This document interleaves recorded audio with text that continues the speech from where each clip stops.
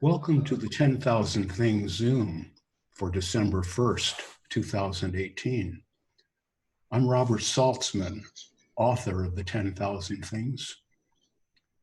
Since its publication in February 2017, this book has gained readers all over the world, many of whom have written to me in words such as, "This ended my search," or "The 10,000 Things is on my nightstand and I read some every day," or "After a lifetime of searching, I can now say, this is it," or this lovely comment, "This capsized my boat." So if you're not yet a reader, let me suggest that you click on the links in the description, which will bring the first 3 chapters to your device immediately and without cost. These meetings began last December, so we are just about to complete a year of them. In that time, the structure has evolved from a question and answer format with myself in the hot seat to an interview format in which I enter into a dialogue with someone who has interesting perspectives on these matters. And then, having illuminated the topic, we throw the floor open to all participants for their comments and questions. That is what we will do today, and I will keep my words brief so as to leave plenty of time for exploration by the group. This is my 3rd Zoom with today's guest, Bernard Guy. If you know Bernard's work from Facebook, you will understand why I want to keep meeting with him. He brings a clarity to these matters that is rare in my experience, along with the humility of someone who understands deeply how little we humans really know about who and what we are. Bernard understands that awakening never ends. The theme of today's Zoom is psychology and spirituality. As Bernard chose that theme, I will now ask him to introduce it. Bernard.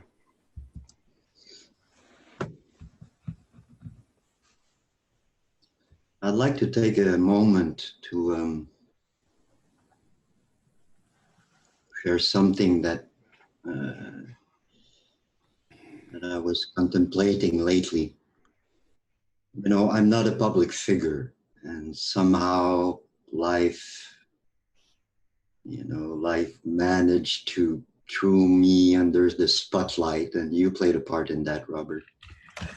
Came up as a joke somehow, if I remember well initially, we should do a Zoom together. So that has happened, and here we can hear nowadays so many people talking about those things. We can read so easily, so much material about all this. And yet there's really a necessity for each of us to somehow make it our own, all this. Because unless we make it all our own, then it just remains information. It just remains hearsay, you can say in English, I think. And then, but then what does it mean, making it our own? Well, I had an image that came up when I was thinking about that. It's something like, we could compare that to some sort of food. And it's like, I'm here and there's food in front of me. But as long as the food is just there in front of me, there's nothing truly nourishing there. It becomes nourishing the moment I take the food and I put it in my mouth and I chew it and I swallow it and I digest it and I assimilate it, I metabolize it, and then it turns into my blood and my bones. And then in fact, it disappears and it becomes me. That it's great that we can have access to hearing so many people talk about those things and reading so many people writing about all this. And yet there's really a necessity for each of us to somehow truly make it our own. Because like I said, hearsay won't do. And I'll finish that small intro with a small story that beautifully illustrates that. It's a story of the Mullah Nasruddin. So one day, the cousin of the Mullah comes to his place and gives him a chicken. Thank you, thank you. So his wife cooks the chicken and they eat it in the evening. The day after, at dinner time, there's a knock on the door.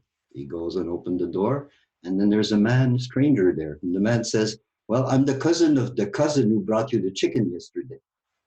So Nasruddin said, oh, well, welcome, and as they're about to have dinner and it's the custom there, joins him and serves him, some of the chicken and all that. Day is over. Next day, around dinner time, there's a knock at the door. He opens the door, there's a stranger there. The stranger says, well, I'm a cousin of the cousin of your cousin who brought you the chicken. Nasruddin says, oh, well, okay, welcome, and they eat together. Third day, there's a knock on the door around dinner time. He opens the door, there's a stranger there. The man says, I'm a cousin of the cousin of the cousin of the cousin who brought you the chicken. So he says, okay, well, come in, join us for the meal. The wife comes in and serves a bowl to the man, and the man takes a spoon and starts to take some of it. And suddenly he stops and he says, what is this? This is only water. And then Nasruddin says, no, this is the soup of the soup of the soup of the soup. So that small story for me illustrates that it's about second-hand knowledge. It's about second-hand knowledge. We need to make all this knowledge somehow first-hand. If we don't, well, what's the point? Yes, I like that idea, kind of homeopathic chicken or something. Just too dilute to do much good. Right. Yeah. Do you have any more to say about that? Would you like to continue? No, I just wanted to, it just came up because I find myself coming in the limelight, slowly more and more, which I had not expected. And yeah, like I said before, find myself contemplating it, and it comes up, that there's a responsibility there. I'm not just alone anymore with how I see things and how I understand things and how I experience things. So many people are listening, are reading about, how I understand things, and that's going to affect them. Now, I'm well aware that it's not in my hands. Like I like to say, even my hands are not in my hands, never mind what happens further. And yet, it's also me, here I am, and we are sharing all those things. So it just came up to say something around that. Yeah, that's an interesting position to be in. I know, because I've been experiencing some of that myself. I guess we're going to be talking about spirituality and psychology today. That's the announced theme. Yeah. I can speak about psychology, having been a practitioner in that field for years and a student. But I'll have to leave it to others to discuss spirituality, I think, because frankly, I don't really have any idea what that word means. I've tried to define it and just have had no luck. So let's talk about psychology for a moment. Psychology is a very broad field, spanning a spectrum from experimental studies carried out scientifically with both human and animal subjects to an entire spectrum. At the other end, we have mythology and literary criticism and everything in between, including therapeutic approaches to clarifying and perhaps helping to heal the personality that we call myself. This latter part of the field is my specialty. I practiced depth psychology, depth psychotherapy for 20 years prior to my recent retirement.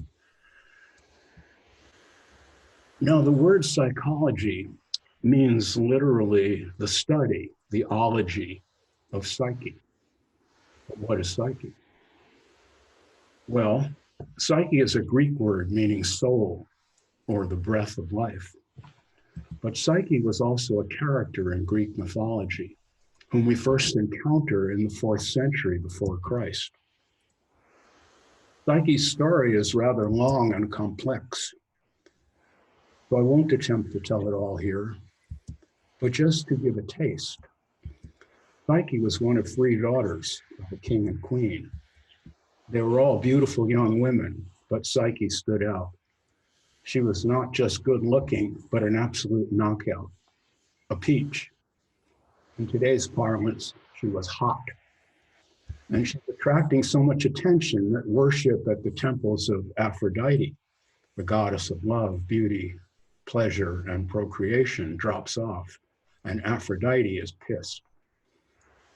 If you know Roman mythology, Aphrodite is the character the Romans called Venus. So in a rage of jealousy, Venus, Aphrodite, commissions the god Eros, Cupid or Amor to the Romans, to shoot Psyche with his special arrows that will make her fall in love with the next person she happens to see. And Aphrodite's plan is to hook Psyche up with someone hideous, but things go awry. While taking hold of an arrow for his shot at Psyche, Eros scratches himself with it. And when he looks up from the wound, he sees Psyche and falls in love with her instantly. So there's the makings of a story, as I say, and it's a long saga, and different versions are filled with interesting details. At one point, for example, Aphrodite captures Psyche and turns her over to her handmaidens, worry and sadness, to be punished and tortured. But for our purposes, it's enough to know that Psyche in Greek means soul or breath of life. Sometimes in the Roman versions of these myths, Psyche is called anima, but usually she keeps the name Psyche. And as far as I know, she is the only deity who keeps a Greek name when the Romans appropriate Greek mythology. And perhaps this suggests that Psyche is the root character, the character of all characters, myself, or oneself. Meanwhile, in Roman myth, Eros is split into 2 characters, Cupid, the god of desire, and Amor, the god of love. And it is Cupid, desire, who falls for Psyche and whose adventures in the saga and Psyche's lead to Psyche becoming immortal and Cupid gaining her hand in sacred marriage. So the union of soul and desire, the union of soul and desire.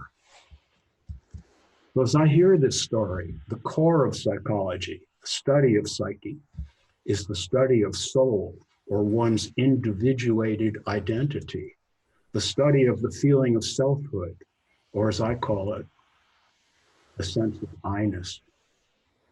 Sense of I-ness. And this honoring of specificity of the individual details of a personal life, details of desire and aversion, of attraction and fear, of I want and I don't want, seems greatly to bother and trouble those who would prefer to imagine bypassing all that by just jumping straight into some imagined enlightenment, where those feelings of selfhood are demeaned as illusions. And it is that aspect of so-called spirituality that I call into question, the stance that wants to split experience into the real and the unreal. Frankly, I don't see it, and I never have. I have a good idea of what psychology is about, but I can't say the same about spirituality. So perhaps someone here can help with that. We could say, as far as I'm concerned, we could say so much about, psychology and spirituality and the relation between the two. We could do a series of meetings just on that. We could start to look at it from many angles. We could talk about psychology, what it has discovered so far. We could talk about the fact that from a certain point onwards, the concept of being started to enter psychology. We find it in Winnicott, for example. And then to make a long story short, in the more recent years, more and more, there is some school of psychology that are starting to take something, integrate something out of the findings of spirituality. So we could talk, quite a bit about what's happening there. Conversely, we find more and more in spirituality growing awareness, especially since about, I would say, 10 years, among Buddhists, among many traditions, of the reality that people are dealing, with their personality, with an ego, and therefore the value of the findings of the psychology. And we see slowly many spiritual traditions starting to incorporate, elements of those findings from psychology. Another thing for me that is relevant and significant is, you can say, while on the one hand, starting with, let's say, Freud, all the findings of psychology have been really new information, and that wasn't there before. On the other hand, we can also clearly say, as far as I'm concerned, that each tradition, including all the old tradition, had their own psychology. You look at Buddhism, there's a big part of it where it's about, observing your mind and understanding the functioning of the mind and all that. So to me, and the Sufis also, so let's not go there in detail, but I'm just pointing out that it's soon enough, if you start to reflect on the whole thing, they're not as separate as one would think. Every spiritual tradition has a psychology. And like I said, slowly psychology is incorporating elements of being, and the nature of being. But we could also say, that, they're both studying the same phenomena from two different angles, from two different starting points, but they're both studying the nature of ourselves. Now, for me, they are not separate fields. They are different fields, differentiated aspect of reality, psychology and spirituality, but they are not separate fields. So let's say by spirituality, we will mean the nature of reality, nature of existence. It's, and we could add, that it's true nature, meaning what is at the heart of it, as compared to how it shows physically, for example, in the manifest physical universe that you can perceive with the physical senses. So we're talking about, which a bit, spirituality means spirit, the spirit of something. So we're talking about something more inner, right? Let's put it simple like that. I love that, Robert, that you pointed out that psyche originally meant the soul. So another name of this individual, what I call individual consciousness, would be soul. So there's all those energy, those drives playing there, survival, social, sexual, it's alive, it's robust with life. We see it in babies and kids. But it's still totally fluid, there's not much structure yet, so it's really flexible, flowing and all this. Now, interestingly, at the beginning, the baby is there, the eyes is open, there's no baby in the sense there's nobody there, you have no identity. It sees its hands. It has no idea that it's a hand, and never mind my hand. Then there's this mom that comes and it sees mom, and already there is a deep bond, kind of, because the body came from it. So, there's an awareness of a deep bond between this, all the sea of sensation around itself and that mom. But it doesn't have the word mom. It doesn't know it's mom, And then mom will start to point to it and say, Mary or Joseph, 10 times, 100 times, 1,000 times. Now, it has no idea what she's talking about. For Joseph it's a weird sound, sounds kind of nice, or Mary, like funny sound in the sea of sounds, but it has no idea what it's talking about. It will take a lot of times thousands, if not tens of thousands, God knows how long, before it starts to, you know, figure out that she's actually talking to this thing there, you know, as it sees its hands and all that. And then they put you in front of a mirror and they say, Mary, you know, Joseph, that's you, you know. It will take a lot of work. We have no idea what they're talking about. And then, but that suddenly it will start to catch you. Ah, this is me. So it took a long time to form what we mentioned that in the last video, to form what would become the core of the self-image, which is a body image. You know, psychology finds out that one of the first things that happen is there's an image that is retained in the psyche, in the mind of the body. And that will become the core of the self-image. How will the self-image arise? That will also take a lot of work. It will arise by internalizing memories of 1,001 or 10,000 or 1,000,000 interaction with the outside. As an image of myself, an interaction with what they call in psychology a self-image or self-representation, an interaction with an object image or object representation, with an affect between the two.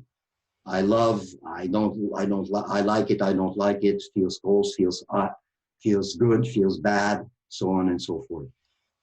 Thousands, God knows how many of those units of object relation will accumulate and in time will coalesce into an overarching self-image of oneself. As that identification solidifies, that becomes the basic factor that will start to alienate oneself from that ocean, you know, where we started from. There's this ocean of life and there's this current in it. So that current, as it starts to look at itself through the filter of that self-image, will start to obviously alienate itself, cut itself off from it. And this is momentous. I mean, the implications of that are momentous. We see it in our lives. We see it all around the planet. What happens to a human being if he ends up alienated, cut off from its true nature? I'll add only one more thing is, depending on the quality or how adequate the early environment was, first 3 years of life, looks like they say that, you know, the ego self really crystallizes around 8, 9 years old, but the basic programmation or conditioning happens in the first 3 years. Depending on the quality and how much the early holding environment was adequate, then if to the degree it was inadequate, and it's always inadequate some, the one basic inadequacy being that most mom and dads are not very awake. So that's already one of the basic inadequacies. They don't recognize in the child its true nature. So there is no support for that true nature. Some, you know, but, you know, they will say, oh, he's intelligent or he's cute or he's this or that. So they're talking more about capacities. They will recognize that. But recognizing the inherent miracle and value and beauty and preciousness of the beingness that is there, you need awake parents for that, and it hardly happened to most of us.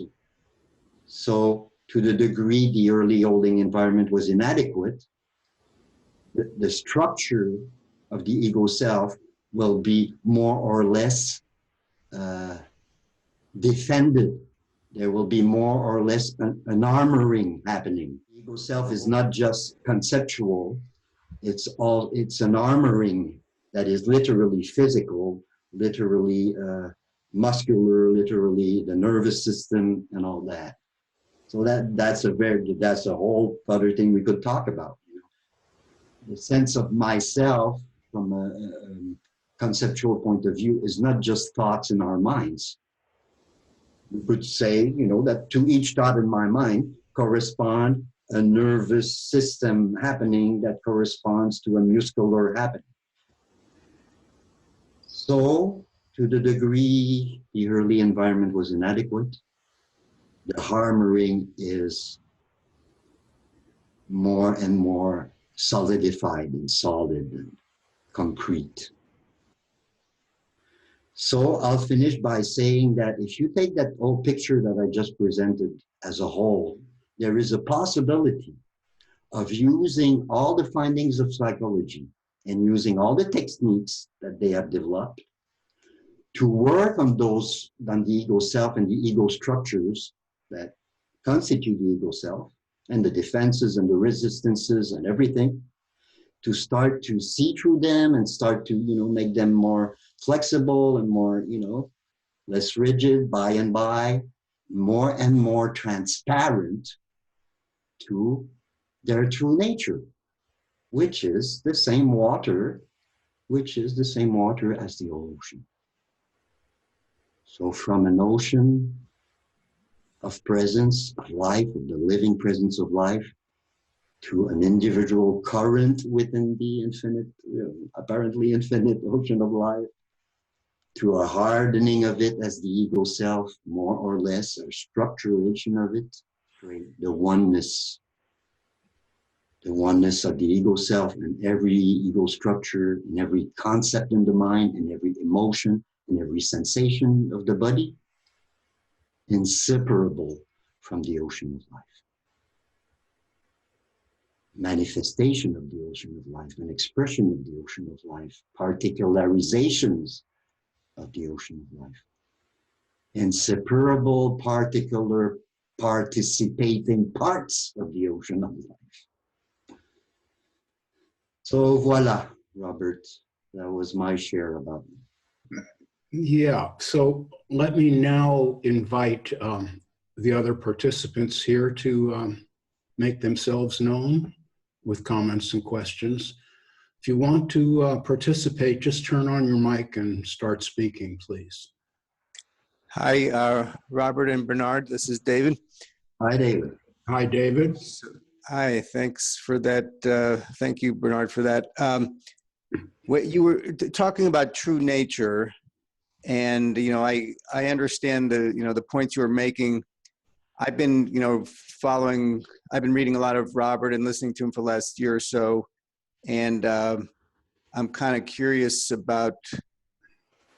I have a feeling Robert doesn't quite buy this idea of true nature that you were describing. I'd be interested in hearing you both talking about that. Well, is that a question? Yeah. I guess the question is, Robert, what do you say about that idea of true nature that Bernard was just describing? Oh, well, I think one of the interesting, Bernard and I have been going around about these things for years now, since we met in a Facebook group, Awaken to True Nature, which I actually started and named. So I guess I'm tarred with the brush of being interested in true nature to an extent. But one of the things that's interesting about my relationship with Bernard, and I think we both appreciate this, is that we don't see these matters the same way. As I said, I really have no idea what spirituality is. No idea at all. I'm not pretending to be naive. Obviously, I know that there's religions and philosophies and all this that are called spirituality, but I have no idea what that's about. Is there really a spirit that is separate from this? And if there isn't, then why not just talk about this? That's the way I see it, David. And so for me, psychology is reality. It's human reality, because without the psyche, there's nothing at all. We may pretend that there's a myself that doesn't have likes and dislikes and all the rest of it, but I have never seen it personally, not in myself and not in anyone else. Even these great famous teachers, if you got to know them backstage, as John Troy calls it, and he has, I have too seen a few of them backstage, you'll see a completely different performance than the one that they offer when they're on stage. Nisargadatta likes sex and cigarettes. And so is that spiritual? I don't know. I just don't know. As for myself, I'd like to think that what you see now is what you would see if you were just sitting here in the room with me, and that I'm not really making a presentation of any kind, but just expressing myself. I don't know. Now, in the last Zoom, you and Bernard were talking about this idea of self-image and body image, and it seemed to click with you, but you only talked about it for a minute or two. I think you said something about within this self-image is a body image, and that can cause all sorts of problems, something to that effect. Mm-hmm. And I didn't quite follow that. I'd like to know more about that. Well, it's a great question. It's a very, very deep matter. And I was glad that Bernard mentioned that. There's a feeling of I-ness that does not depend upon the body. And often that's what is called spirituality. The idea that being precedes the specificity of what one is psychologically. What one is psychologically depends very much on body image. If you ask anyone, they will say Robert's a man, not a woman. I understand gender is a strange subject these days because people are going overboard trying to bring it back to the center where it should be. And now we have the idea that gender has nothing to do with the physical body, which is an absurdity in my view. I'm going to get some feedback on that, I'm sure. Maybe even some nasty mail. But the idea in a lot of spiritual practice is to separate the body from awareness. And the way that I understand that inside the self-image is a body image is simply that that's not so easy to do. It's just not easy. And often when we see people trying to be spiritual by ignoring the body, starving it to death or pretending that they have no sexual desires or the rest of it, they are rejecting the body image. Whereas as a psychologist, I feel that the body image needs to be embraced. And if there are problems with it, with accepting it, then that's where the work needs to be done, not in transcending it, which I do not believe in. I don't know if that fills it in. Yeah, that's helpful. I was reminded of something in your book, Robert, where you talk about the child in front of the mirror and the mother saying, "This is you," and you made some comment in the book about that's when all the trouble begins or something like that. Now that's a bit different. What that was about, David, is the child sees the world, not itself. It sees the world.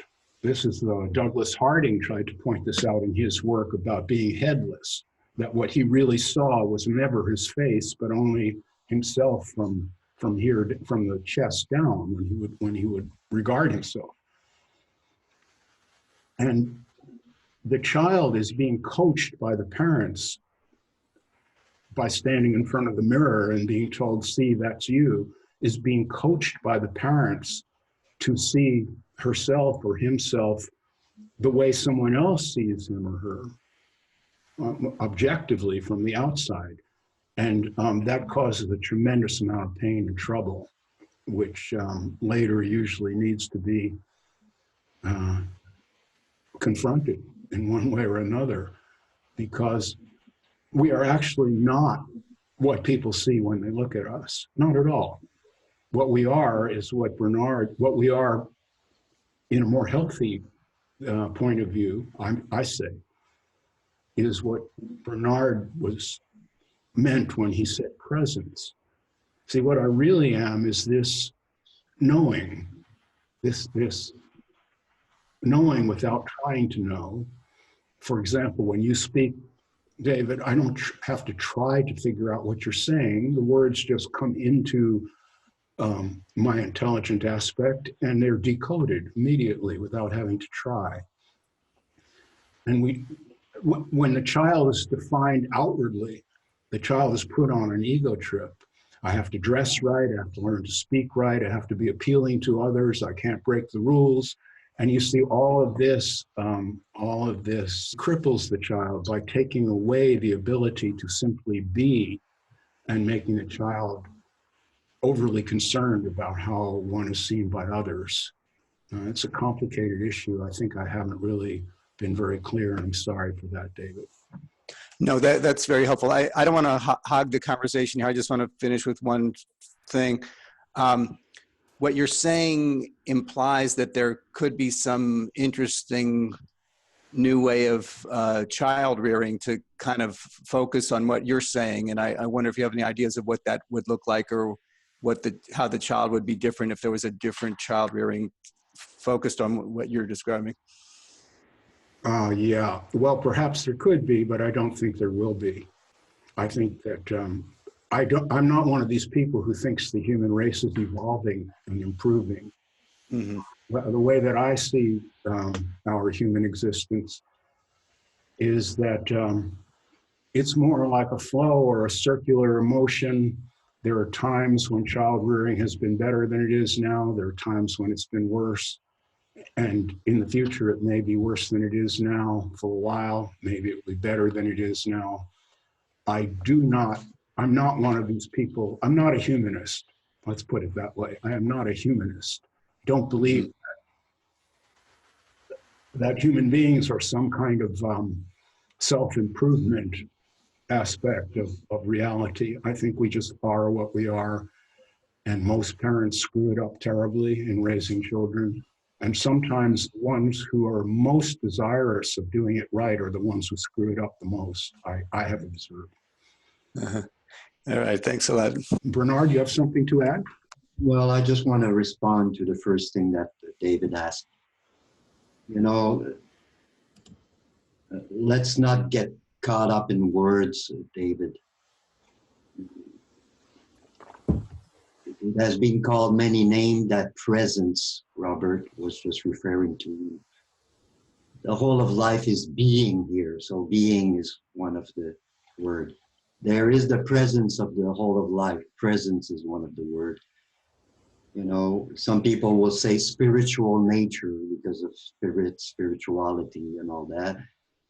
Saying true nature, maybe the tricky part of true nature is, I would find now, is true meaning what? Meaning that what is not the true nature is false, and definitely I'm not someone to say that anything in existence is false. Apart from misunderstandings and misconceptions and all that, you know, that maybe we can call that false, although that's very real too. So it's not false in the sense that an illusion.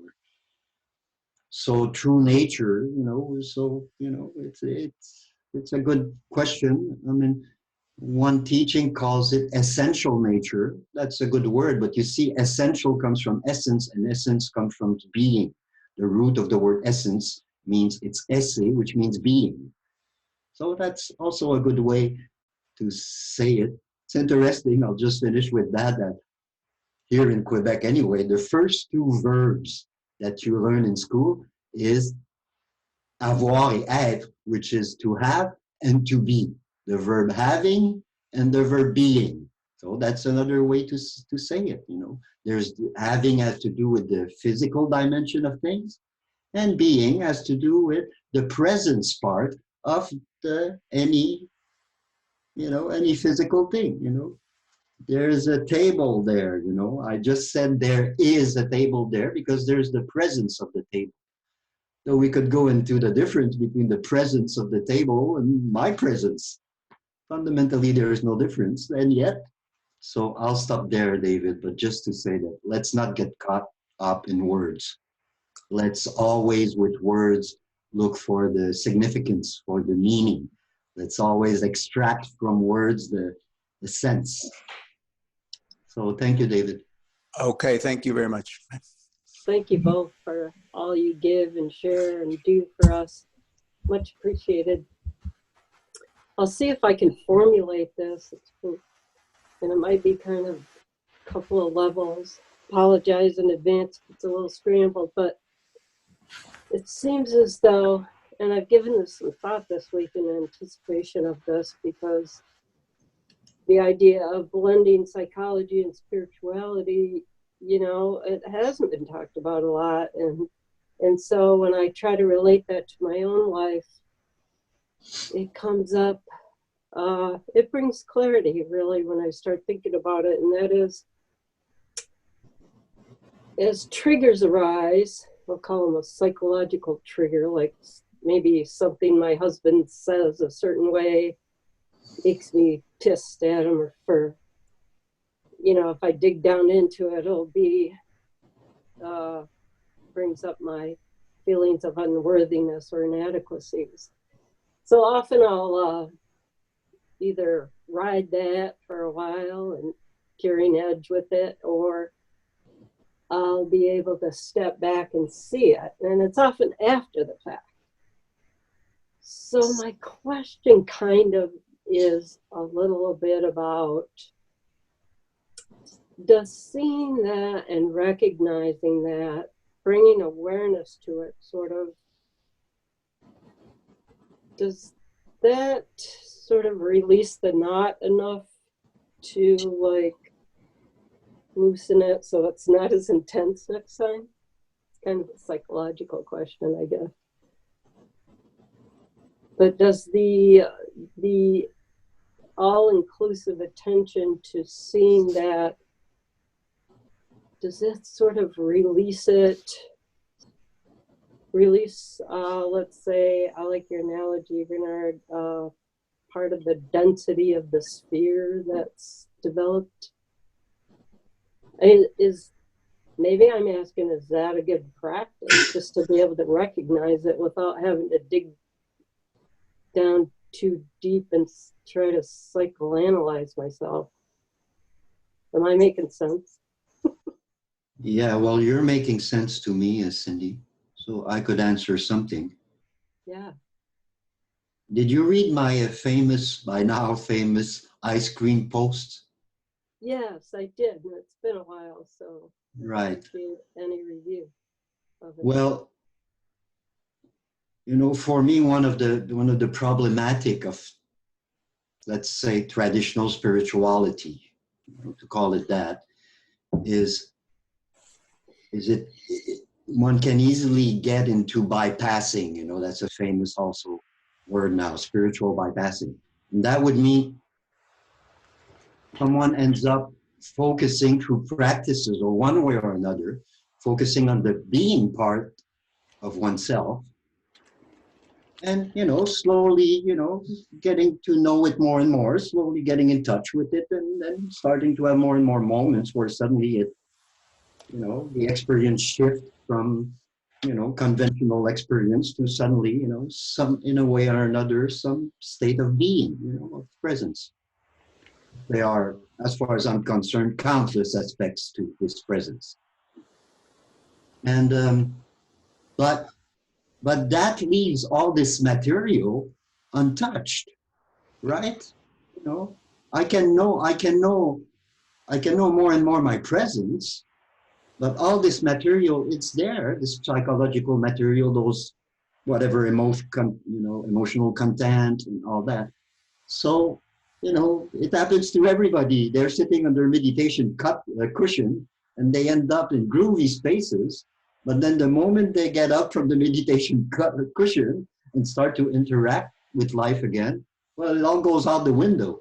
And then the moment somebody step on their toes, well, you know, they're back to square one, so to speak.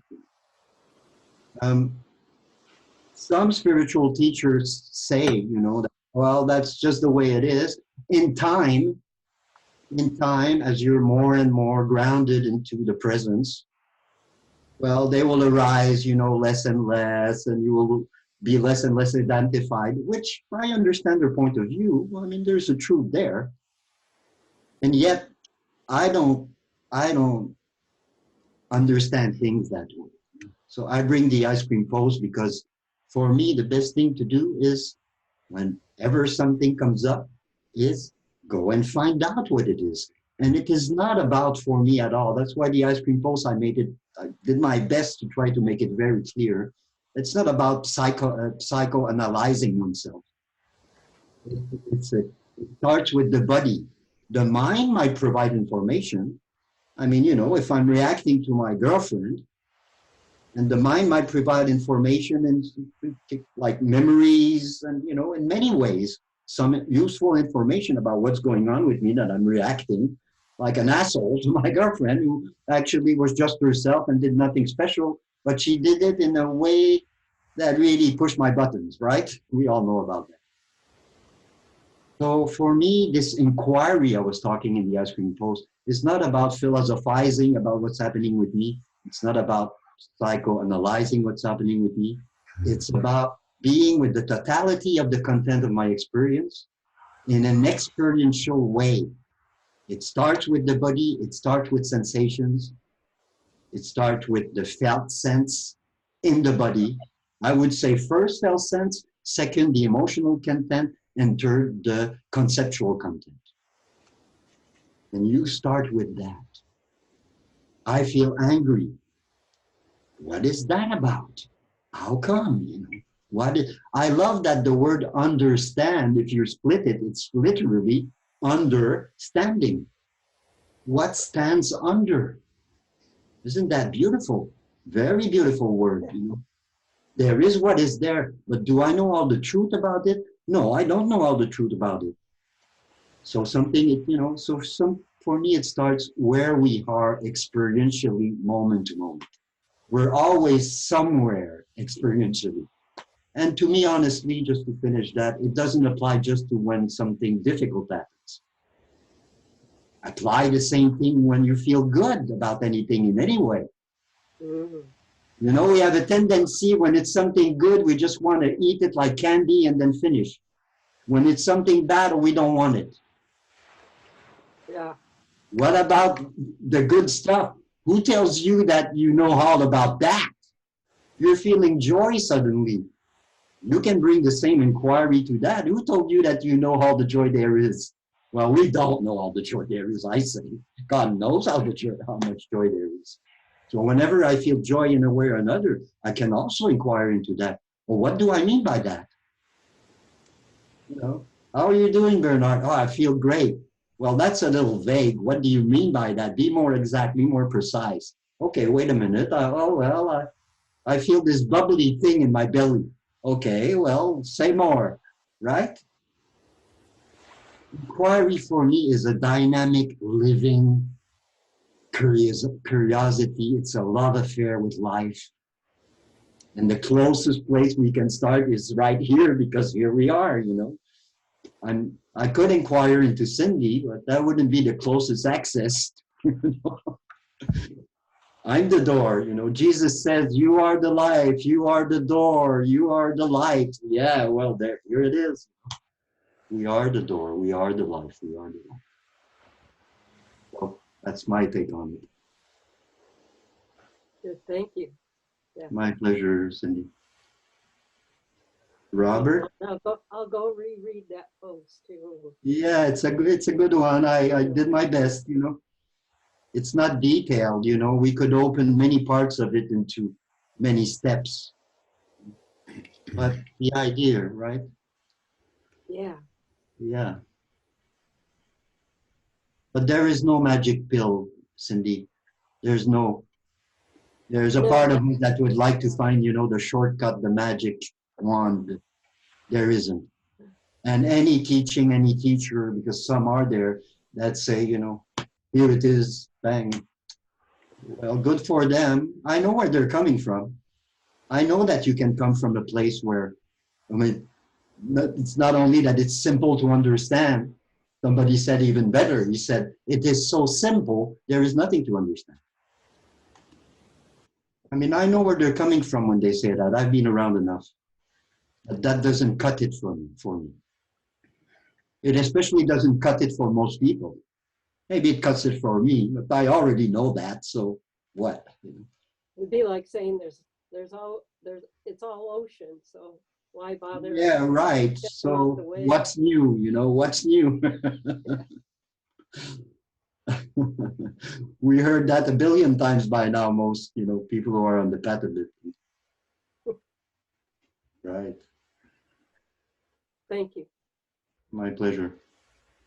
So, Robert, anything to add? Anything to add? My God, it's such a deep question. Right.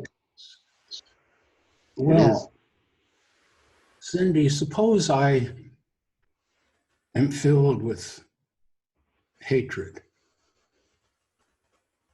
for something, some condition, some person, it doesn't really matter. Not only am I filled with hatred, but I notice the hatred. So there's something in me that is aware that hatred is arising. That something is what I call awakeness. Okay. But watching certain emotions like hatred is difficult for many of us, if not most of us, partly because the physical aspects of hatred, the ones that one feels directly, are very unpleasant to the body. They're, to get on a chemical level, cortisol is injected into the bloodstream. This raises the blood pressure and tightens up everything, and we're getting ready to fight or flight now, and all of this unpleasant chemical bath that we prefer not to engage with, unless we're addicted to it, which is another condition that psychologists see often, addicted to feeling terrible. But that's another, I'm off message here. Suppose I feel hatred and I'm aware of it, is what I'm saying. Now, maybe I'll go to the spiritual teacher, because I have been told, and this is part of what makes it difficult to bear this hatred. I've been told that hatred is unspiritual, inappropriate, not fit for a loving human being, toxic, whatever. And so this is no good. This is dirty. I'm unclean. I've got to find some way to purify this condition. I'm highly motivated because I know that I am hating, and people that I'm hanging out with are always saying hate is a drag. So here I am, I'm stuck. So I go to the spiritual teacher and I say to the spiritual teacher, I'm filled with negative emotions. I'm troubled by my feelings. And the spiritual teacher says, that is because you have not realized yet that you are not those feelings. You are the great oneness, and the great oneness does not hate. And I say, well, I've heard that before, but how do you realize that? You seem to be so groovy. How can I be that way? And the spiritual teacher will then give the panacea, cure all. Panacea, that's what panacea means, cure all. So the spiritual teacher has the panacea because the spiritual teacher is a spiritual teacher just for that reason, because he or she has the panacea to offer. That's why you go there. That's why you pay to hang out with this guy in Costa Rica and pay his hotel bills as well as yours. Okay. And the spiritual teacher says, here's the panacea. And then she delivers it, or he delivers it. And it could be anything. It could be repeating a mantra silently, day and night. It could be 10,000 prostrations. It could be total sexual chastity. Who knows what? There's a million variations. And I try that, and I do it. I tell my wife, sex is over, honey. I'm now a disciple of Swami so-and-so. or of Robert Saltzman, if somebody gloms onto something I say in the wrong way, which has happened a few times. Now I've screwed up the family relationship. It's not important anymore because that's all an illusion. And the only thing that matters is uniting with the Great Spirit, because then I won't be in pain anymore. Okay, that's one approach. And here I disagree a bit with Bernard. This is a point of disagreement, I think, between the two of us. Earlier he said, and that's okay. This is part of it. That's okay. There's some truth in it. There's truth in it, is what he said. I'm sorry, I don't see any truth in it. No. In what? I don't see any truth in the idea of transcending. I don't see it. There's no truth in it. I see that as delusional. See, someone can feel very good, but it will be self-hypnosis. Transcendence does not exist for me. Only what is here now exists. Well, Robert, I never brought up the word transcendence, so you have to No, I know.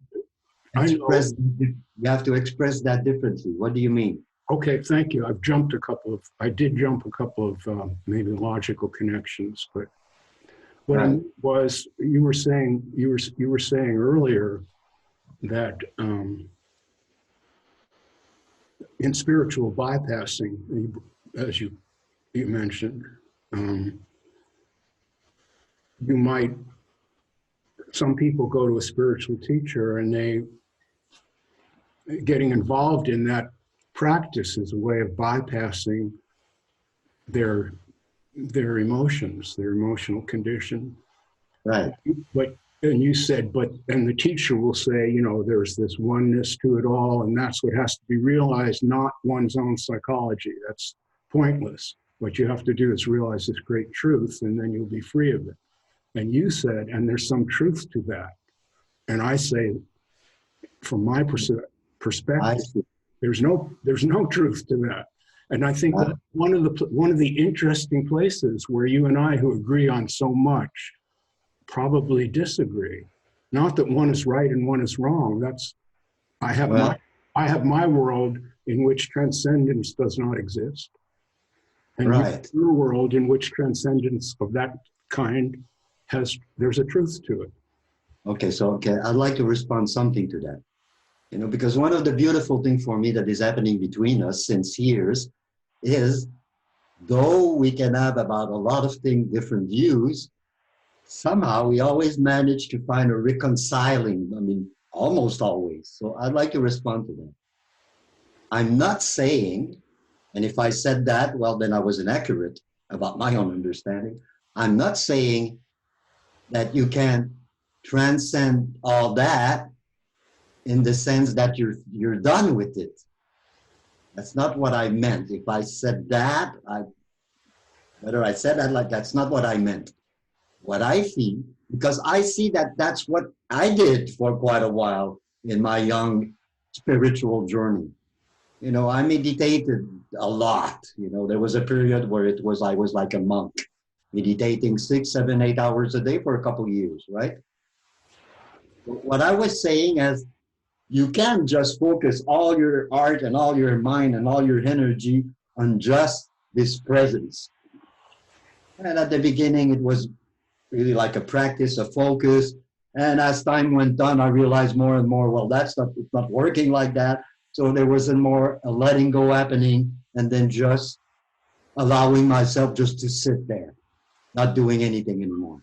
Yes. So if you do that intensively, there are good chances that, and I said that to Cindy, to the degree or another, you're going to get more and more in contact with that presence. Or another way to formulate it is, as you're relaxing, you're doing that 8 hours a day, just relaxing in what is.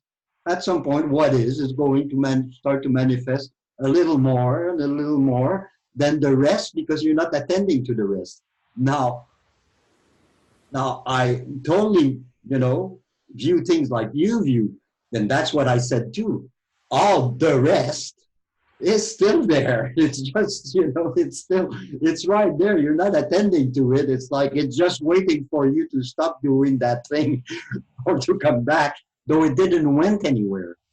Yeah, So, well, let me jump in here because I do think we agree that far, but where we seem to part ways. But you're right, the holy reconciling force always finds a way to enter in this friendship, which is wonderful. I have that with Robert Hall also.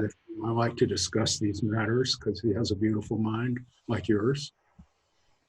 Sure, we're just talking here. It's not any basis for some kind of serious disagreement in my heart. But I think we do disagree because the way that you see it is, well, yes, I can go into all of that spiritual stuff, but then this is still here. Whereas more, I feel not that this is still here, but that this is all there is. And the rest of it is dreamland entirely, 100%.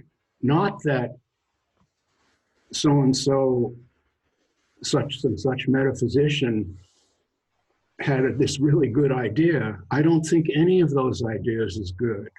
They're pie in the sky. They can't be tested. They can be believed. But as a psychologist, I see that our beliefs are not chosen. And they're not based on good sense or logic either. And that's the problem. What they're based on is helping this personality to cohere.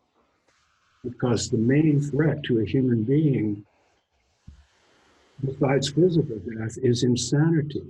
And many people are terrified of going mad. And they look for ways to hold themselves together. And it could be I'm a sports fan and I'm rooting for my team, and that's why I have to live till next Sunday. That's the big game.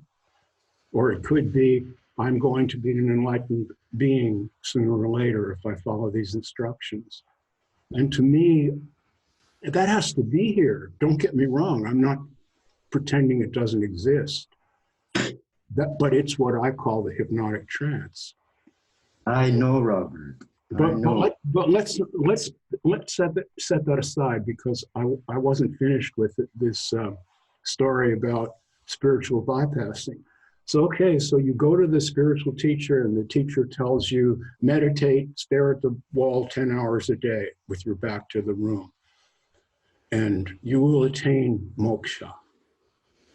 And you do that. Meanwhile, other people are walking in the park, training donkeys, whatever they do. You see, they're just participating. And the idea is that they can't come to the same understanding as somebody who just stares at the wall. This is a special practice. It's only for certain people. And that leads directly to enlightenment. Whereas these other people that are just having babies and whatever they do, they're just in a different world. That's samsara. See, this is nirvana we're going for. We're really out there. We're the athletes. Well, see, that's where I get off the bus. Because to me, the minutia of our lives is our lives. And as soon as one accepts that, you're automatically in the present. You don't have to go jump through any hoops. It's a very simple thing. The way we spend our moments is the way we spend our hours. And the way we spend our hours is the way we spend our days. And the way we spend our days is the way we spend our lives. So what I always tried to do in psychology, and I was what I call awake while I was practicing this. And that's why I say I'm not a spiritual teacher. I'm a psychotherapist, if anything, as an identity, if I have to be framed. Someone will come to me with a story, and I won't try to talk the story out of existence by saying, oh, well, that's just an illusion. There's this real world over here. Let's focus on that instead. I would never do that. I would feel that I was destroying something in that person and in myself if I preached that way, even a little. So I'm just being honest now. I've come to the end of spirituality. I'm not saying I never thought about it or never pursued it, but I no more. That's over. And so what I have to teach is not spirituality. I have to teach snapping out of that trance and understanding that this is it. This is all you get. This is it. If you can appreciate that, then you'll be like me. If you think you have to suffer more or learn more before you can feel this way, okay, it's not my fault. Well, so that's it, Bernard. That's what I have to say. Yeah, well, I think we're more on the same page than the words can lead us to believe. Because I'm done with spirituality as something separate from the whole of reality as it is. I went down that road, and it did what it could, I could say, but it also failed. And, I had to deal with that. And finally, I emerged from all this. And to me now, it's not about finding anything apart from life. It's if I have still a curiosity and all that is, what is it to be human? What is it? What is real? Bernard, let's cut to the chase. I totally know that about you. There's no space between us at all on that particular matter. I guess what it comes down to is that I'm kind of the radical bomb throwing I know part of the duo here, and you're yes, you have much more reconciling energy than I do. It looks like. And I of course I ask myself, well, why do you feel this vehemence, Robert? What is that about? And I tell you the truth, I think what it's about is having seen the damage done. Yeah. Year after year after year by these gurus. Yeah. And who perpetuate this slavery to their understanding as if they had something special that, the ordinary human does not have. But that's not true. We all have. Yeah, I'm preaching, so I'll stop. Let's have the meeting open to. I understand, Robert. There was a time where I was much more radical than I am now. So I was holding a hammer that I was using a lot on all spiritual stuff. Maybe one of these days I'll get tired and catch up to you.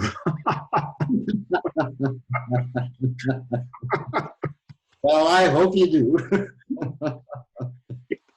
No, the world definitely needs contrarians. We've always had a few. Yeah. Okay, who's next in this torture chamber?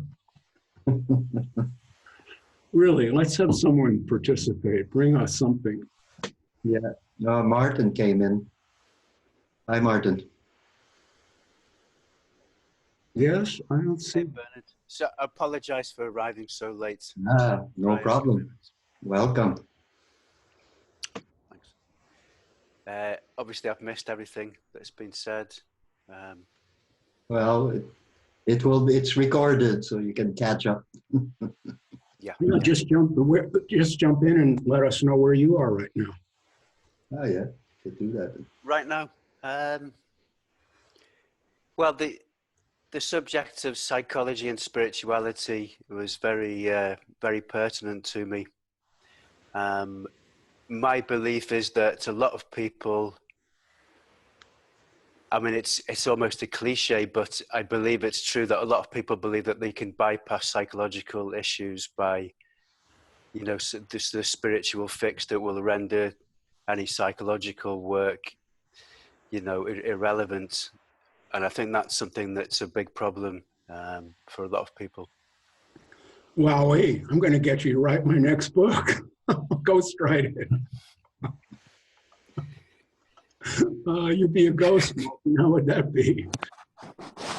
So I don't know if I'm assuming something, maybe something like that's been covered in the last hour. I don't know, but that's my primary Oh, interest. just before you arrived, Bernard and I were discussing the inadequacy of spiritual practice as a way of dealing with one's actual worldly existence. Yeah. Yeah. I think that's what you were referring to. Do I have it right? Yes. Yeah. I mean, generally, people using that as a substitute for something. For a lot of people need psychological.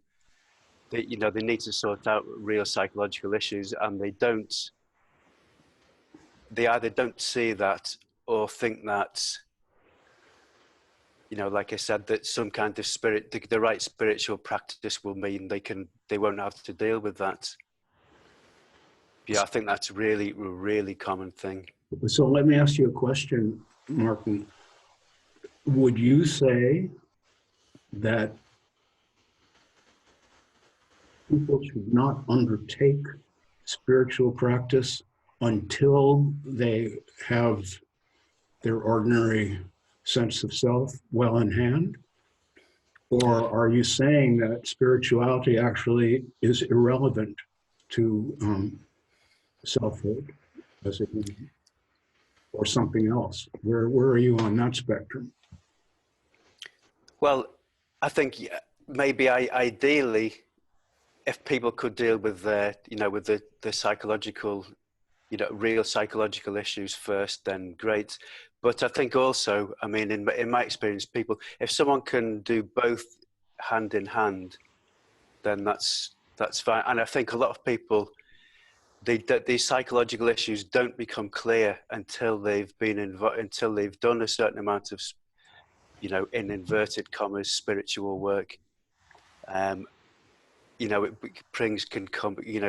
Going deep will bring things out, I think. Oh, that's so interesting, because Bernard was saying that about himself just before you arrived, that he had spent many hours meditating and lived like a monk, and then he had come into a deeper dive into ordinary psychology. Right, Bernard? Is that what you were saying? Yeah, though I was already simultaneously,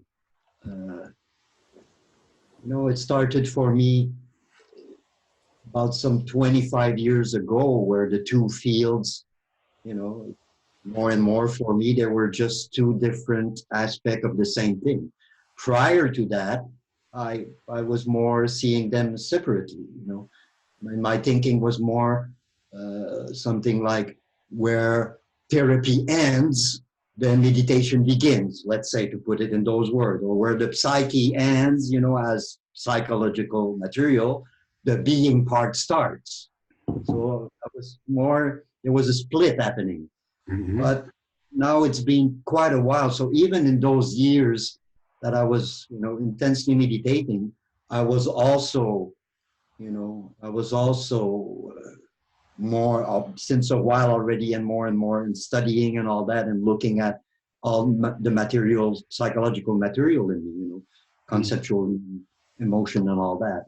So my meditating was not about, as time went, was less and less about just, I want the goodie, and splitting off the rest. It was more about being with all that was there. So it meant, it wasn't easy. I mean, in those, intensive couple years, of meditating hours and hours every day, I went through many hells, where suddenly it was just like, yeah, you're just sitting there and there's nothing you can do than sit in the fire for the time it lasts. And, at some point the fire dies down and something else happens. Well, but so that's an interesting point, because if we observe this world around us, you say there's really nothing you can do but sit in that fire.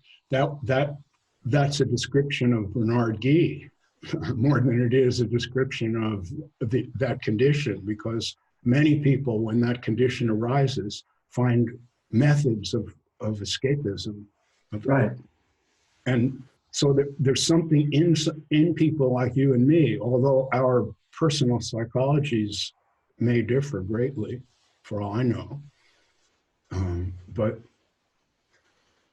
we have a certain quality of character if not in common, at least we're in the same ballpark with it, which is we don't mind pain so much that we try to avoid it at all costs. There's a price that I would not pay to avoid feeling pain. I'd rather feel the pain than pay that price, is what I'm getting. Yeah. And for me, the price is what you call being or essence. As I sit here, my essence, my being is completely undefined and limitless. I can't find the margins of it.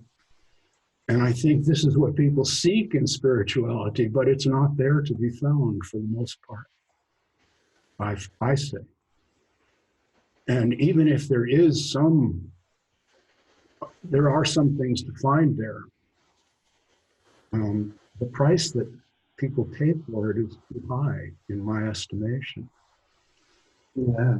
And now here I have to make one more distinction. When I say spirituality, I am not referring to wisdom, which is something else entirely. Wisdom actually exists, and it can be conveyed from one person to another. So when I say, and the problem with the word spirituality is that it's used to mean everything from a mega church preacher telling you to send money to the most sublime writings of Plato or whatever. But that's too big a spectrum. I think we have to take the wisdom end of that and put it over here and live in that one. And let's leave the icing over there. That's just the icing on the cake. It's not the cake.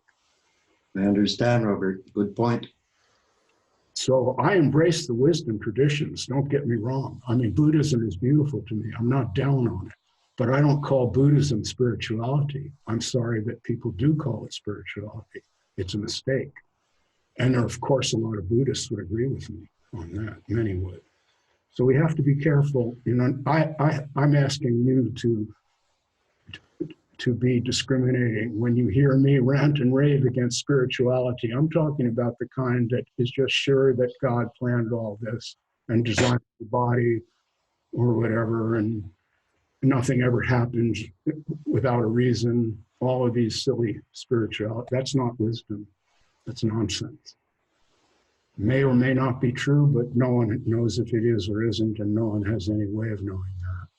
I say. Yeah, it's significant also, as far as I can see. Those who had a sufficient degree of that wisdom, one way or another, they would bring up the fact that, this is not spirituality, right? It's not a spiritual teaching. They would point out that. And some of them, they would even, who ended up being public, they would say, well, I've called it a spiritual path because that's the language used in this country, like in Rome, speak like the Romans. But really, it isn't. But, it's like, oh, yeah.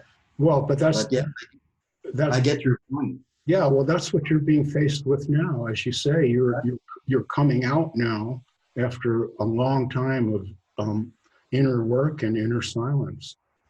Yeah. And now you're expressing things in the world that very few people can talk about with any real understanding, I say. This kind of conversation is not possible for everyone, not at all. And that's clear. And I'm sure you agree with this because, see, I've been touched by people who came before me who spoke this way. And now I find myself doing it, but I'm not imitating them. I'm doing what they did. I'm not copying them. I'm doing what they did, which is not what they ate or how they sat or what their sex life was like. I'm doing what they did in the sense of saying, I know nothing. I'm an empty vessel. I can't find any myself in there. How does this all suddenly become this giant ego trip we're all on. How does that happen? And I think that's what we were going to talk about today. Am I right, Bernard? Yeah, well, we're covering ground. We're covering ground. Before I get on to the posing this question to the group, I want to give you an opportunity to continue speaking. Where were we? Yeah, the point that, I don't know if it's you or if it was Bernard brought up about where you know, if we're going to draw a line about where psychology ends and something else begins, then I think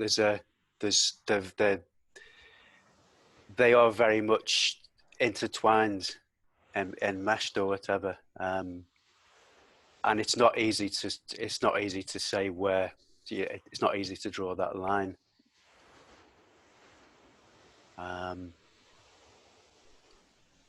mean, there was thoughts coming into my head about, you know, some of the problems that I've seen in various traditions, which I don't know if it's relevant to go into. Very briefly, with one that stands out is having a fairly long-term involvement with the Goenka Vipassana setup. I've seen a lot of people get into real psychological difficulties on these like immersive 10-day courses. Right. And I've seen it in meetings.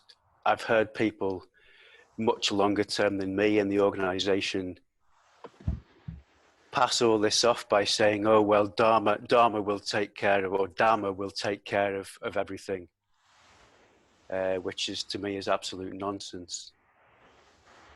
And the fact that the teachers aren't trained, you'll have a teacher sitting in front of 100 people, most of who've never been on a long course before, who could be anybody. And they're not trained to cope with, you know, with people flipping out, or, you know, these whatever psychological deep rooted stuff can come out. I mean, it's only a tiny minority of people in comparison to the number who go through this that do have these problems. But I still think it's something that's that, you know, it's really not right. That's I mean, I've seen similar things in lots of traditions, but that's the first thing that the one that comes to mind immediately. Yeah, well, to me, Martin, you're bringing up a very, very significant point, because I've seen it. I've seen people going off the deep end, you know, because of unbalanced spirituality, let's call it like that. Really, to various degrees. Some people killed themselves out of that, really, you know. Some people committed suicide out of that. Some people went crazy. Some people end up in depression. And very real what you're talking about. And obviously, the more a spiritual path is focused, you know, like Goenka's kind of work, you know. I've known many people here in Quebec, you know, they went for that because there's a place somewhere outside Montreal, you know, you can do the 10-day. And yeah, somebody goes there and he doesn't have a cohesive enough, you know, ego self-structure, it can really be problematic to the degree of people committing suicide. Mm-hmm. So that's a whole other, you're bringing something in, you know, which is very real. I heard myself saying in a few contexts in my writing sometime, I would talk about a certain point of traditional spirituality or conventional, I say that, but by spiritual and conventional, I also include quite a bit of the contemporary non-duality, neo-Advaita, you know. And I would say they're cruel. I would say saying what they're saying is downright, to me, cruel. It's cruelty. They're obviously doing it out of the good intent, all their good intention and all that, but it's just to say that kind of thing or that kind of thing, or it's just cruel to me. Not only inaccurate, it's cruel. Well, it's unintentionally cruel because it's based Yeah. on it's based on a misunderstanding. Yeah. And misunderstanding, in my view, is that there's something wrong with ego, and it needs to be. You need to get your foot on the neck of it. You have in the Hindu iconography, get your foot up, smash it, or Yeah.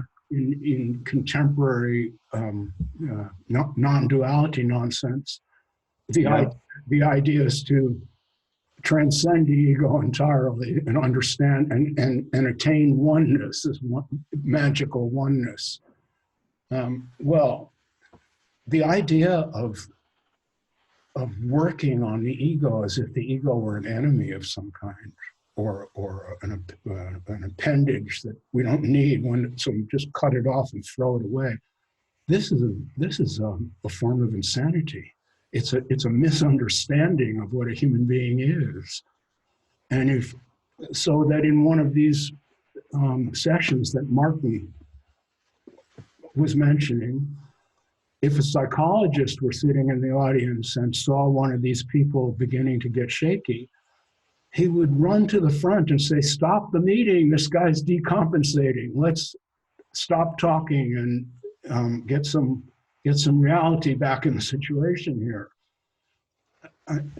But no, it's the exact opposite, because the distress of the ego so-called coming apart, which is highly desired from that foolish point of view, that distress is seen as a step forward. And they keep encouraging the person, "That's right, you're nobody, you're nobody." The problem is that for most of us, we really need to be somebody first. It's really important to be sane and coherent if you want to play around with dangerous philosophical ideas like I do, or Bernard does, or Martin. See, if you want to play around with that kind of stuff, first, you have to be sane first, I say. And that part of that sanity is your ego. You have it. You have one. And mine is not the same as yours. And mine has requirements in order to cohere. And so is yours, but there won't be the same requirements. And if we just try to erase all of that, just split that away from reality and throw it away, that's madness. Madness. And I think that my basic message is now I'm right on it. Sanity, not enlightenment, not transcendence, sanity. Yeah, Robert. I just recently, if anybody is interested, on my Facebook page, I just recently revised 2 posts that address exactly that. The 2 posts, first one was called Spirituality and the Ego Self, and then there's a further contemplation of that. And it goes exactly into that, the conventional treatment that spirituality, had about the ego self, and how wrong it is, in my view, how off the mark it is, in my view, totally off the mark. So anybody interested can have a look at that.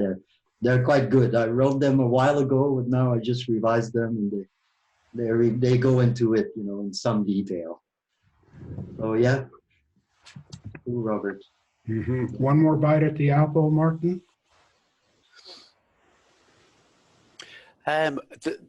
There are some things that, but maybe if someone else wants to, I'll just leave it for, see if something becomes clear to me.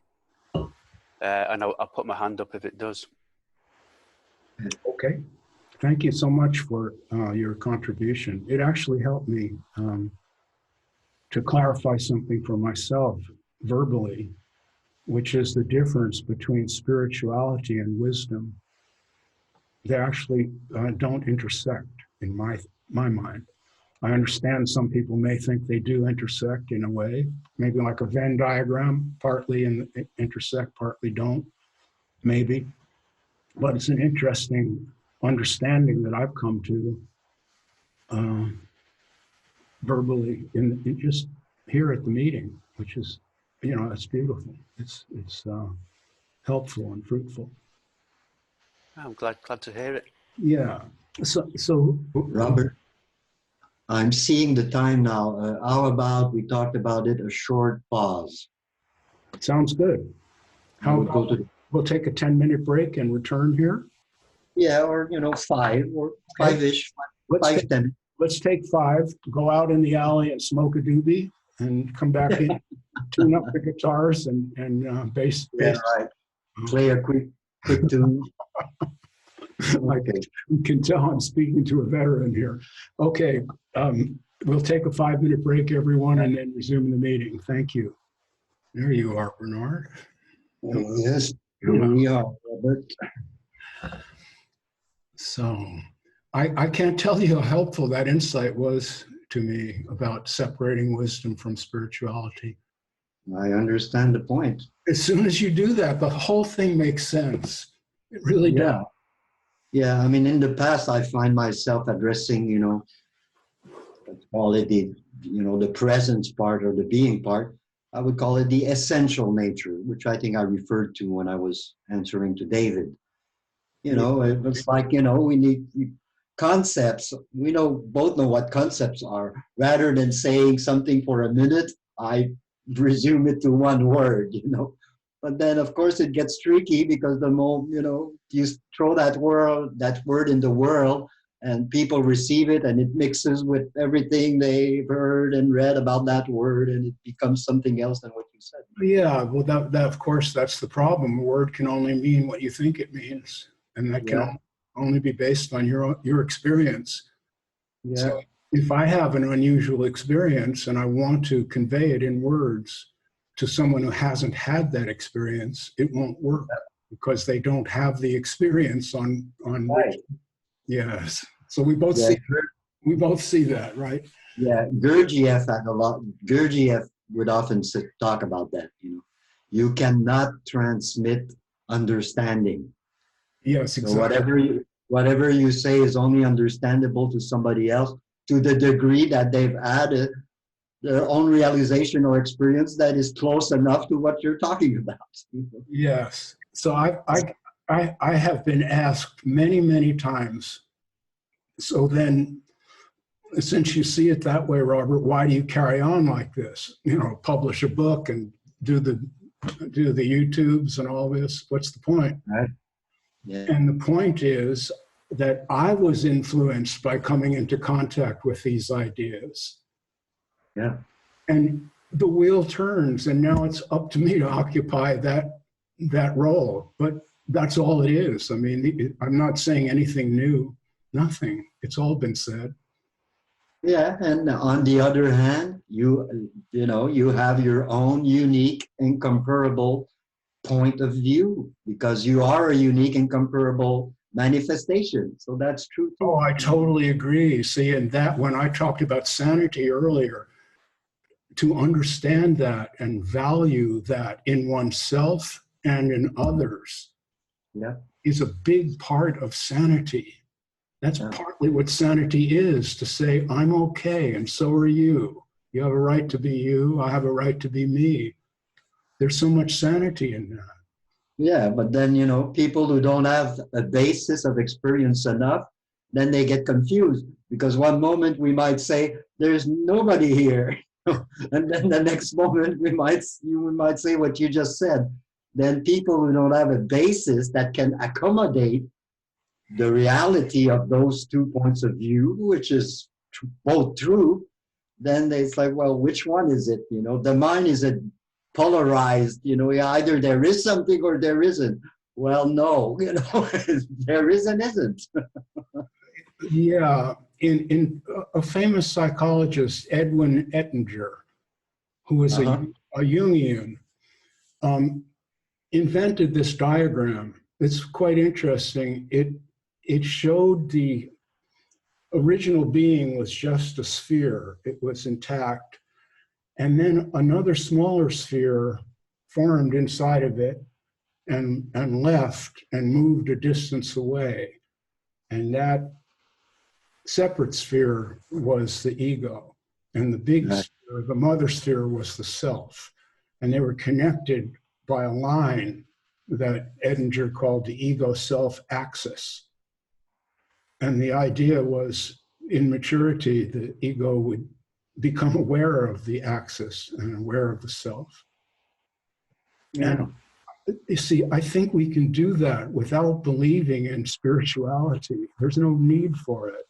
We just have to understand that as a human, I am both incomparable, and on the other hand, I'm one sperm cell in a bath of countless billions of similar sperm cells swimming around right in the cosmic jism. I mean, that's also true. Yeah. And We're all different fish in the ocean, made of the ocean. so the sane mind, I'm saying, is able to hold both those concepts in mind at the same time without feeling disturbed or too anxious. Yeah, that's what I was. Whereas giving it the non-dual treatment, although that sounds really good, what you really want to do if you're a non-dualist of the first order is roll all the bad stuff into a ball here and get rid of it. But I just wonder, if you're non-dual, where you intend to put it. I mean, there is no other place. So what will you do with that split off part? Well, they just say it's an illusion, or it doesn't mean anything, or we have to get over it. Yeah, we wish. That's right. So that's. So you and I pretty much agree on psychology and spirituality, Pranay. Yeah, it looks like. And I value that, because you're someone who is not a psychologist by trade, by profession. Well, not academically. Say that again? I'm not trained academically. Yes. But I did some training more in the transpersonal psychology, but then I read a lot too. So you're an autodidact. Yeah, I trained myself, we could say. I see that, because I find your understanding of object relations to be on a high level. That's very good. Yeah, well, that's one of the school that I particularly studied and got an interest in. Yeah. So until people show up and want to jump in, let me ask now: is there someone who'd like to jump in here? Hi, Robert. Who is that? Alfred. Hello, Alfred. Hi, Alfred. Hi. I wanted to ask about, I'll give you a bit of my background. I did 25 years of transcendental meditation. I was 18 years very highly involved in the TM movement cult. And I quickly got very jaded of that whole situation. The guru there involved, Maharishi Mahesh Yogi. And then after I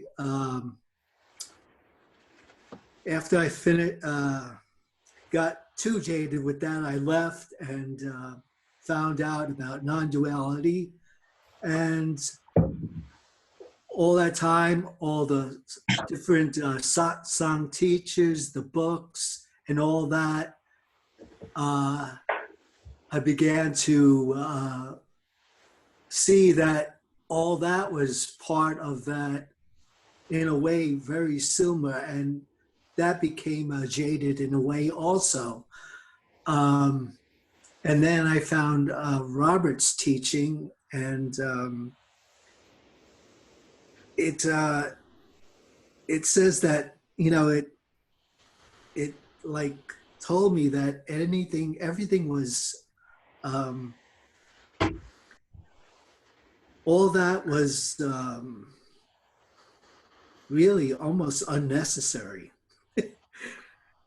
And in a way, it's a bit frustrating, because here I thought I was being led to truth, and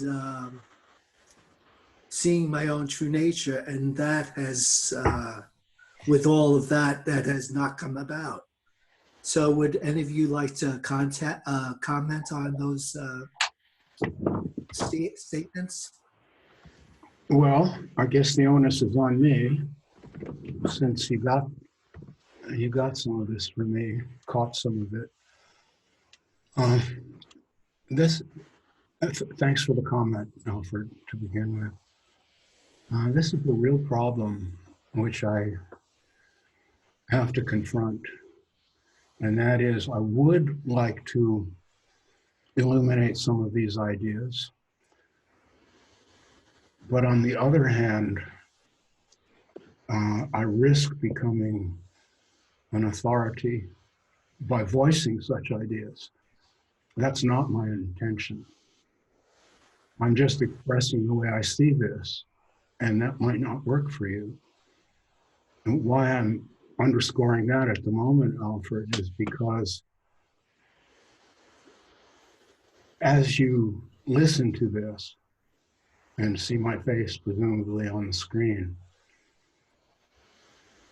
that which is seeing, hearing, and thinking is true nature. It's here right now. It always has been, and it always will be. And my objection to other people defining true nature for us is that then it can seem as if it's outside to be attained, whereas in my experience, it never was outside. And when I was looking for it outside, I was looking in a place where it could never be found, because it's here now. And if we think it's not here now, then we don't know what we're looking for. If we're looking for something that isn't this, out there somewhere, it's not there to be found, it's only here. So that's very unclear, I understand, and I apologize. So I wonder what you make of that, Alfred. I think it's very clear. I've read your book and I enjoyed it very much. And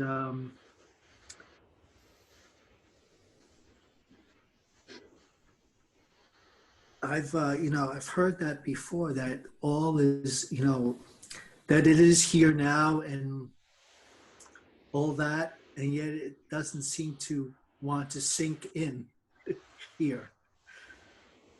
Yeah, well, Bernard and I have spoken about this privately for years. Both of us find ourselves awake, I should say. Yeah, let me just say something about that. I'll get back to this in a moment.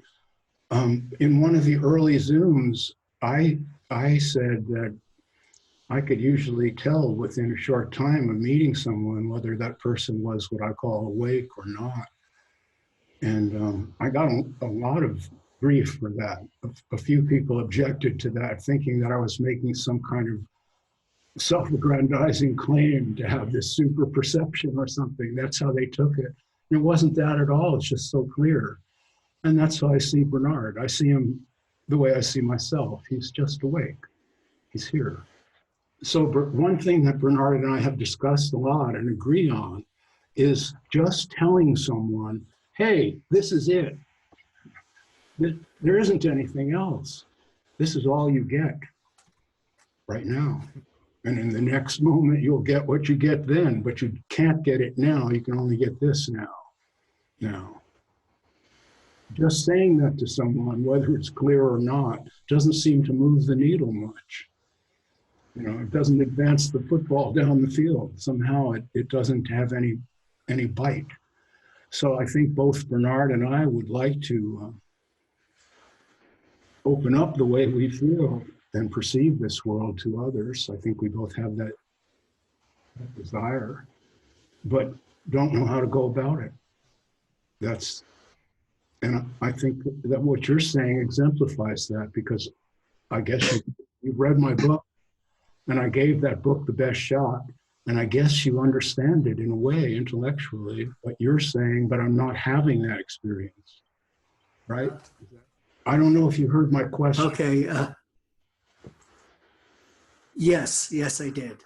Okay. I think, could you rephrase the question again? Could you repeat it? What I'm saying is Bernard and I seem to agree that just telling someone this is it doesn't seem to work. And I think, and both of us look for better ways to express that might work. We're both writers, and so that's what writers do. That's one of the things that writers do, is to look for a better form of communication on the page. Well, we agree that just telling someone, hey, this is it, doesn't seem to work. It doesn't advance the issue. And I guess that is your experience with my book, with my teaching, as you called it, that you understand it on an intellectual level, but you feel it doesn't apply to you in the moment. Is that the idea? Yes, Wow. Yeah, just not being seen in the moment. You have to repeat that. Your connection froze up for a minute. Yes, I agree that it's not that I do see it intellectually, but it's not sinking in. It doesn't seem to be seen presently.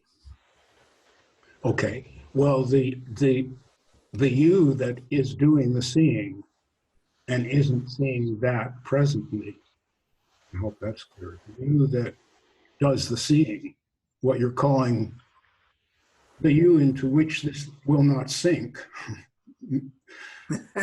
is you, is true nature. That's why we don't see it. We already have a head and we're trying to put another head on top of it. But that doesn't need to be here. The way it is right now is you. There is no other you. And there never was and there never will be, I say. And that is what I feel in my own being. And so in all honesty, I need to express that. What my reasons are, I really can't say. Are they egotistical? Probably, to some extent, if not 100%. I have no way of discerning that. We can't stand outside my ego and judge my ego. That's a lie. It's just a lie. It's a lie. That's why that's not the wisdom part of spirituality. That's the fluffy part of spirituality, the untested bullshit. Just show me someone on this planet. Bring that person to me right now who has no ego. I want to see that, except that not out of a mental institution. I mean, a walking around man of wisdom or woman of wisdom. Bring that person here and show me the egoless state. I'd like to see that. Yes, I'd like to see that's true. that. Okay, so I've digressed, but what I wonder if you see, Alfred, that the I that you are right now cannot opt for anything different. It does not have that power.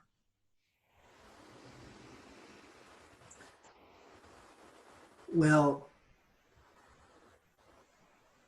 being involved, in the TM organization all that time, they drill it into you that enlightenment is all just becoming. That it's always somewhere, sometime in the future. And I don't know whether I, took that was so drilled into my head that it's taken so long to get rid of that notion. Express the notion again, and the notion that what?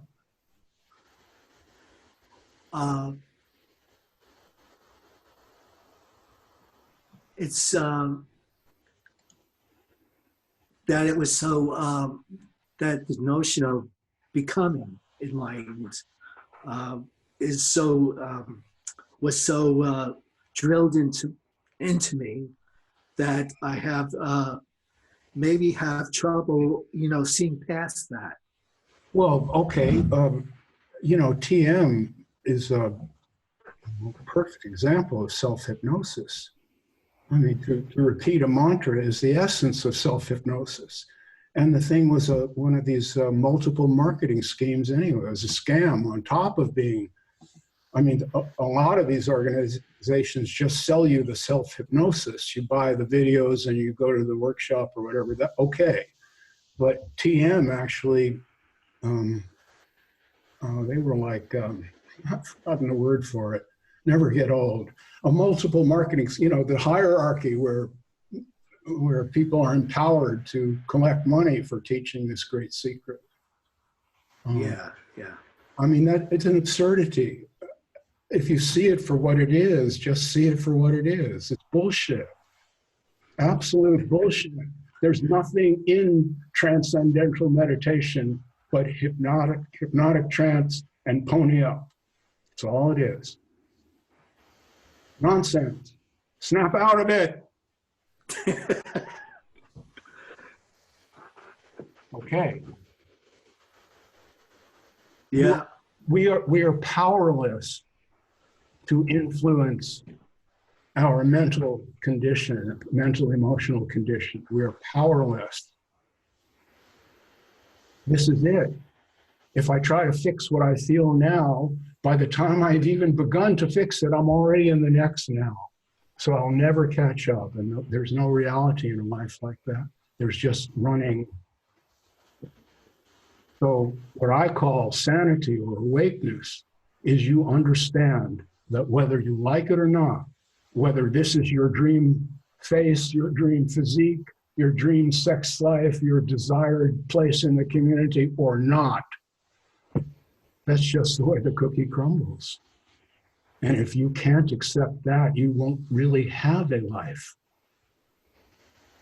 So I don't know if I really was able to communicate that to the fullest in the 10,000 Things.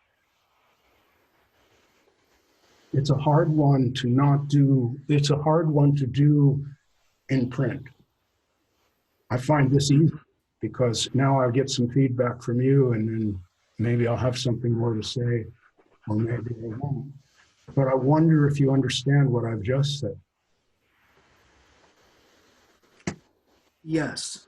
Yeah.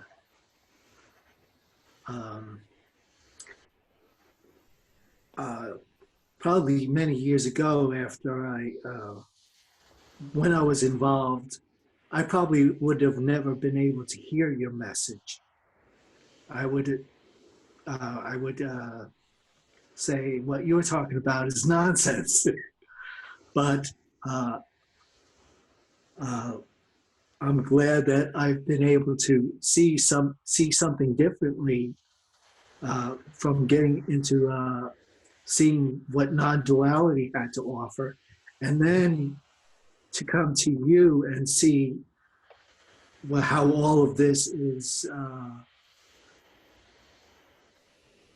basically bullshit.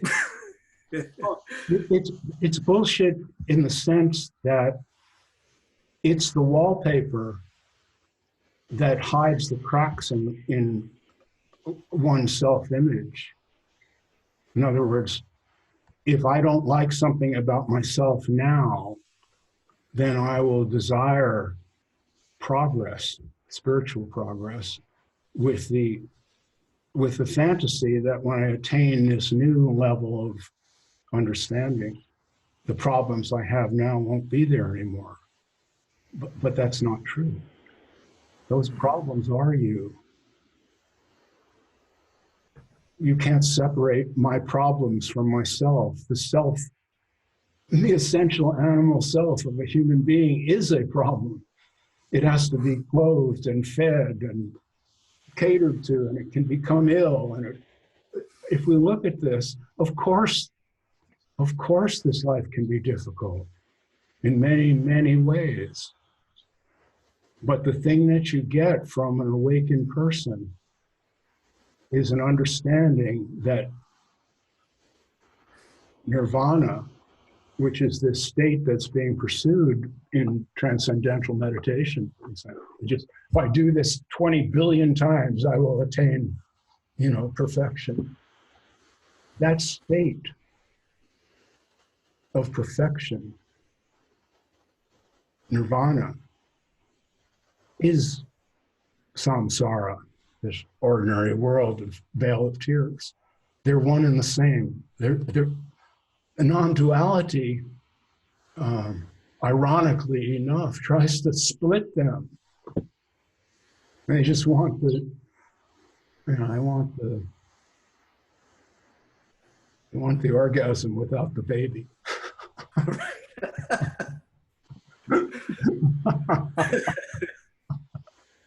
I like them. That's okay. So what I recommend to you, seriously, you've read my book, and if it's wonderful that someone can come from a TM background and read the 10,000 things and enjoy it. That's beautiful. That's an open mind. See, that's an open mind. So you have that going for you. So what I say to you is, once you have an open mind going for you, just use it. Don't worry about any of this stuff. Just be what you are in the now. And then the open mind will bring in the next nuggets of understanding that need to be there.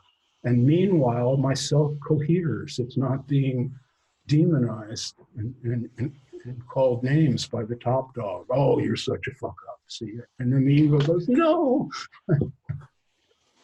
You see, it's all I have to teach Arthur is it's time to stop that one now in all of us, because we won't really be seeing what's going on. We'll be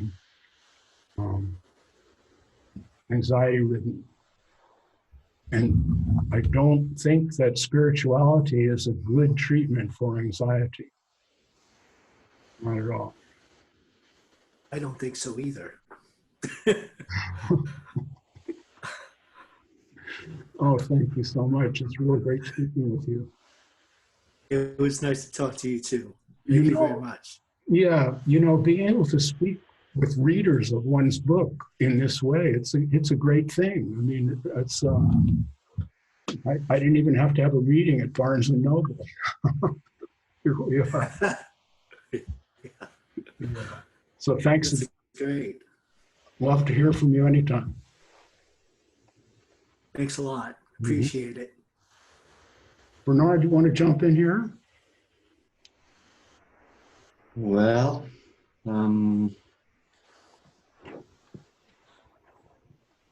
I can say a few things.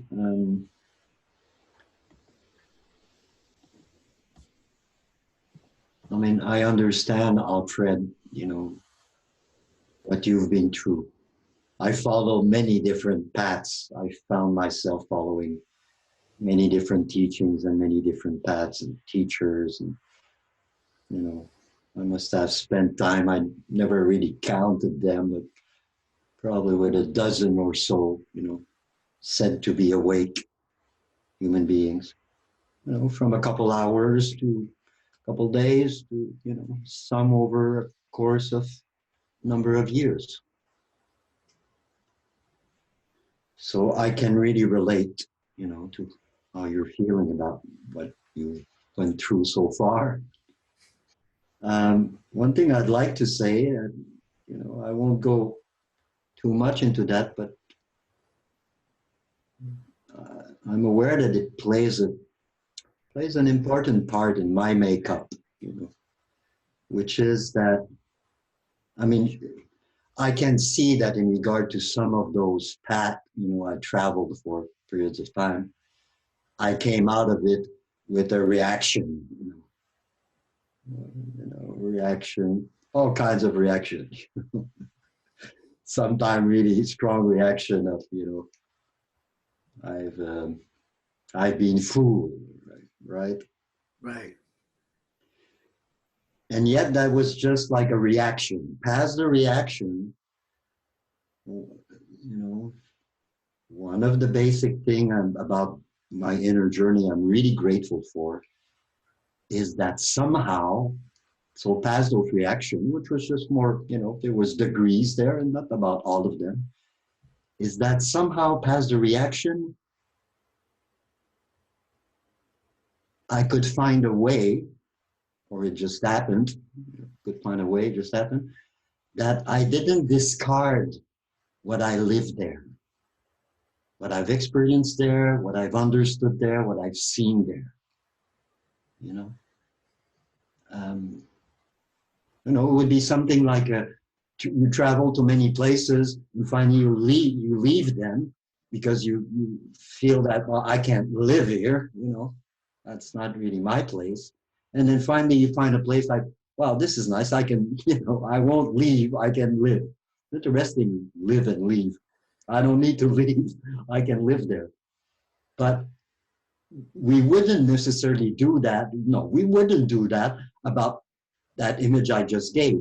All the other places we've been to, which we might have lived for a period in that, now that we find a place we're happy with, we wouldn't reject or in any way discard whatever we lived there and the beauty we did experience there and all that. So I just get that as an allegory to what happened with me. And as years passed, it was more and more so, the recognition of that. And it became more and more so also how it would impact me being in contact with this teaching or that teaching, because I remain somebody very open. I read all kinds of things, and you know, I'm a curious guy, and I'm open to people and teachings and psychology. You know, I love reading stuff, and so I just wanted to say that, you know, that to me, I can understand the reaction, and then whether, you know, whether everything you lived there, both with TM and then with the non-duality scene, was really all useless or not. Well, I would say to you, and to me it's true about anything, only you can truly see that for yourself.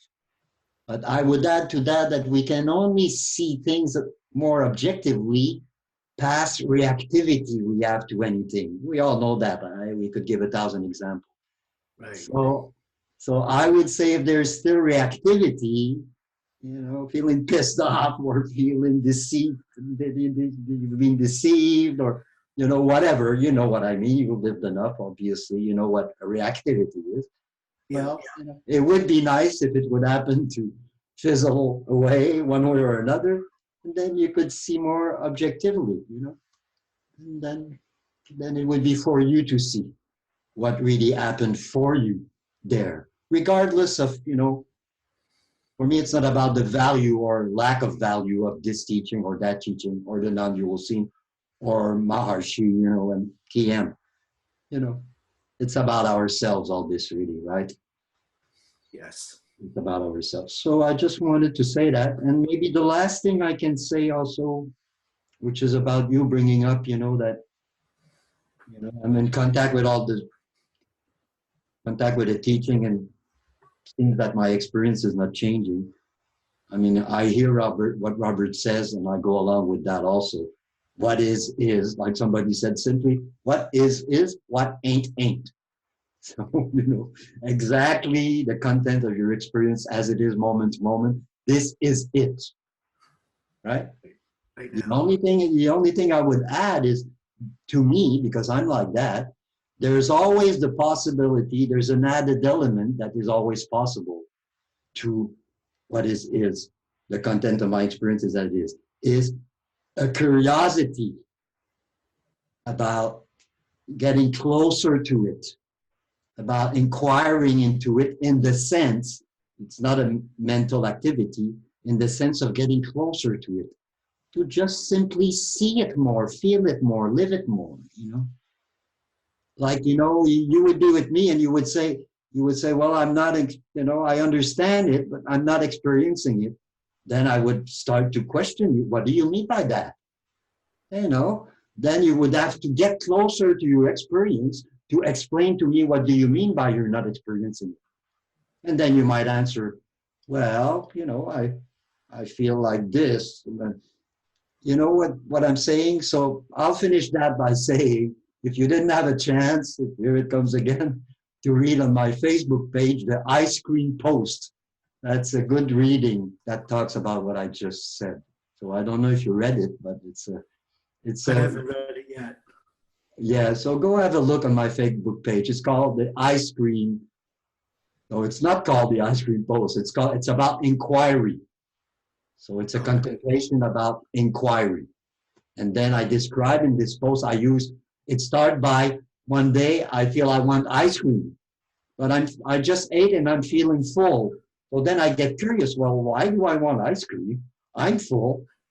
And then that just becomes the thread of a whole unfoldment that at the end leads me to true nature, leads me to being and to presence in the best way. And it started by my desire for ice cream. Because if the truth is that this is all there is, the nature of reality, which is the universal reality, life, universal life, then whatever is the content of your experience in any moment, which was to me what Robert was saying from his own point of view, well, this is it. So obviously, if you're not saying that this is true nature, or call it what you want, is you're not looking, you're not close enough to it. You're not, you know what I mean? It's like if I see something in the distance and I can't quite see what it is, what do? I walk closer, I go have a look. But in regard to our experience, the content of our moment to experience, that's how life is showing up. So let me have a look. What is this? And it's not, like I say, for me, it's not a mental activity. It's a love affair. I like to say it's like when you fall in love with someone, you want to know everything about them, right? You can't stop asking them questions. Same thing, what is this? So that's one element that I have, strongly in my own journey. This spontaneous curiosity, which is a joy in discovering, which is, an interest in knowing what is it. So I just wanted to say those two things. Thank you for sharing, Alfred. Thank you very much, Bernard. And thank you, Robert. Yes, you're most welcome.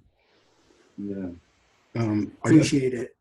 I appreciated Bernard's comment very much. That's right. It's not enough to just say, this is my true nature. That has to be experienced. And the way that I advise experiencing it is through doing what Bernard was calling curiosity. Just entering into one's own feelings, thoughts, and emotions and asking, inquiring, what is this? What am I feeling? And my part of it, which Bernard, I think, clarified in a good way with his comment, is not that whatever you see and feel and think is true nature. It isn't. What I'm saying is that which is aware of all that is true nature. The myself who notices all of this. And there is no other true nature. That's it. The I that's hearing all this and making sense of it is true nature. In my view, that's my experience.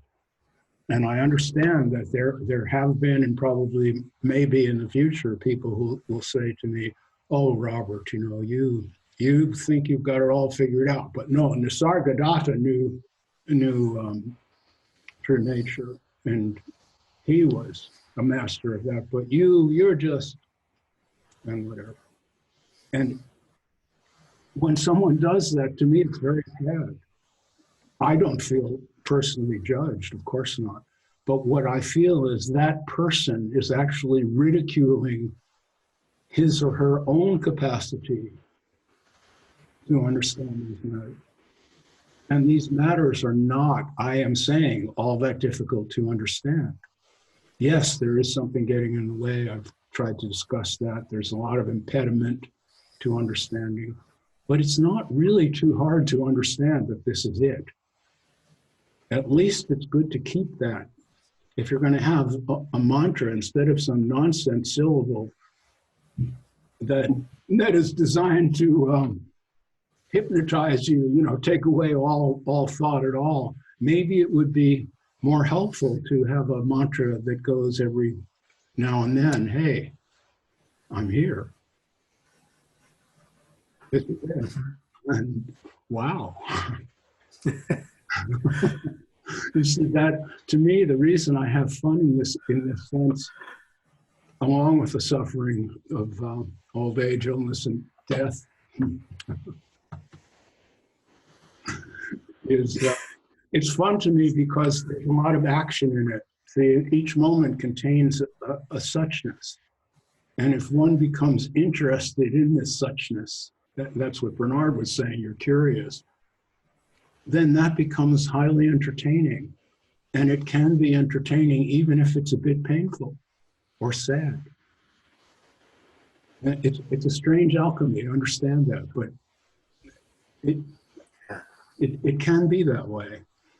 And that's what, when I speak this way, Alfred, that's what I'm trying to express.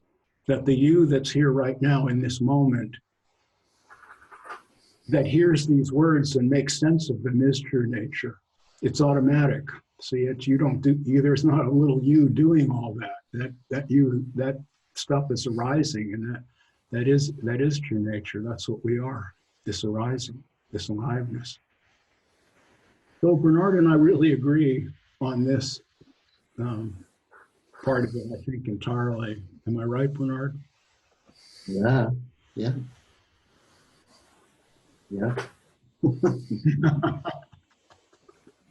Well, this is it. it's fun to agree. So look, we've been at this for quite a while. The time went quick, but it's 2.5 hours or more. So Well, let's see if somebody else would like to correct. ask something. I'm willing to hang in until everyone is satisfied. Right. Well, thank you, Alfred. Thank you again. Appreciate it. Yeah, you're most welcome, Alfred. Thank you. So, anyone else want to jump into this, Stu? I wanted to say something about this, just accepting that where we are now is all there is, because it's quite a hard thing it was a hard thing for me to accept. You have these ideas about enlightenment and, it's somewhere else, it's somewhere you need to get to. But there was something that you wrote on your page, Robert, a few years ago. I can't remember what you actually wrote, but I remember it was a Far Side cartoon about a cow eating grass. And it was just captioned, "Wait a minute, this is grass. We've been eating grass." And that was just I just got that in in a second. It was like, there was like a wake up moment. Yeah. I really got that. Well, that's here and now is all there is. That's so terrific, Martin. It's really great. Just the visual, just the cartoon, expresses that. Yeah. And I mention that because I see how kind of really distressing it is to understand that what I really need to do is let go of all these projections about what I could be in the future, the kind of narcissism of it. And but I think until you actually do really let go of all that, you're not going to value what's right in front of you here and now. Yeah.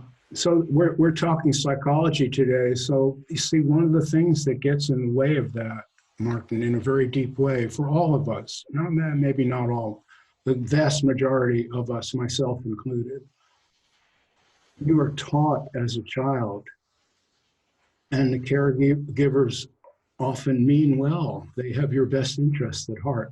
You are taught that self-improvement is necessary so that you can make a living in this world, so that you can have a place in society or whatever the teaching is. And it's true. You have to go to school and get a degree, or otherwise you'll just be doing some repetitive, boring job to keep bread on the table. And that's just true. But that is not true of one's true nature. It doesn't require improvement, and it cannot be improved. It is what it is. And I think when I referred to the wisdom part, that's not spirituality, it's wisdom.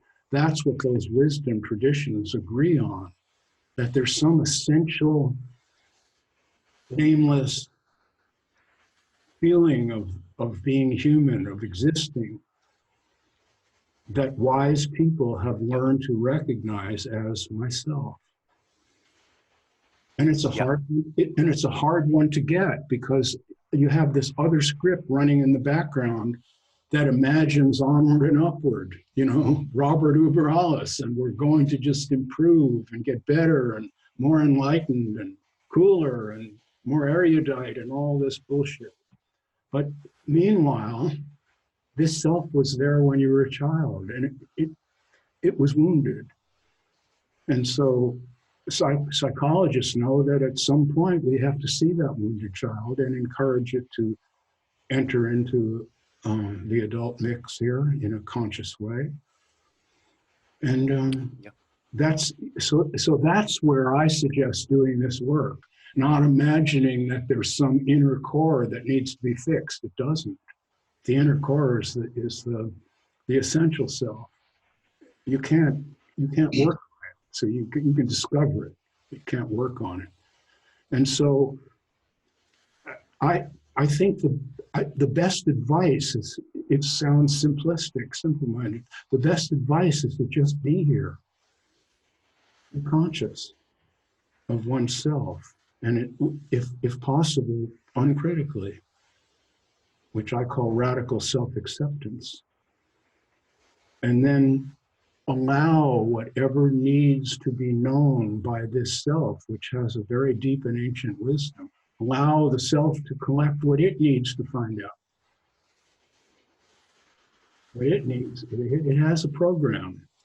See, I know someone could jump in here now and say, but you always talk about splitting, Robert. Aren't you now talking about splitting? No, I'm not talking about splitting. I'm just talking about what's always present. Talking about what's always present. Yeah. Well, yeah.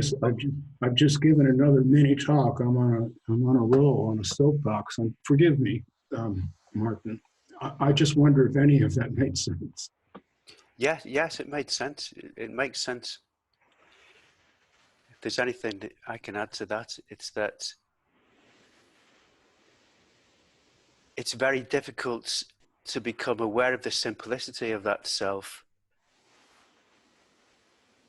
until, well, as I said, until you can really let go of all those kind of hopes and delusions, really, about where you could get to. Well, you see, this is what I'm saying. I don't think you have to let go of them. If they're here, they're part of what's here. That's my point. If I have some ambitions, I can't get rid of them. It doesn't work that way. Either I can satisfy them, which may make them go away, or they might return even stronger, but for all the encouragement they've just received. But I could satisfy my cravings, or I could try to deny them. But if I try to deny them, they usually, like a mushroom, they get gigantic in the dark. And then you really have this monkey on your back. This is not an easy matter. And see, I've kind of come to a truce with it, in that I just understand I'm going to be motivated by something. It has nothing to do with any decisions I can make. Yeah. And so if I should find myself acting ambitiously, and let's say spiritually, I've been told that ambition it's bad. It's very bad. Because if you have that, it means you still have an ego. And the idea was to beat the shit out of the ego and kill it, and then you'll be free. See, this is where the conflict takes place in all of us. Whatever we think is not worthy of us, we want to ball it up and throw it away, hide it, get rid of it. Except the one who's choosing the worthiness is not the true self. It's the programming. It's society has given you these judgments. So that if you're gay, for example, now you have a problem. You have to come to terms with this because it's been defined as not quite as groovy as some forms of sexual desire. See that? And then that's a problem. And I've known people who have been working with that problem all their lives. Or you'll take someone who's got dark skin, and that person will not just get the opprobrium and dislike of the light-skinned majority in Trump's America or whatever, but they'll also have a negative self-image about people with dark skin, and it will be engraved in them. And the true nature is aware of that. And it forgives it automatically because awareness is forgiving. That's what forgiving is. It means to be aware of what you're looking at. So I seem to be wordy at the moment. That's what Jesus meant when he said, forgive them, for they know not what they do. He means, I say, They have no awareness. in my fantasy, that means to self-acceptance, that you don't know what you're doing. You don't. Sometimes the things we most wish for are the worst things for us, and the things we would most like to escape from turn out to be the greatest. This is true. I don't know if you ever had one of those. Yeah. Yeah.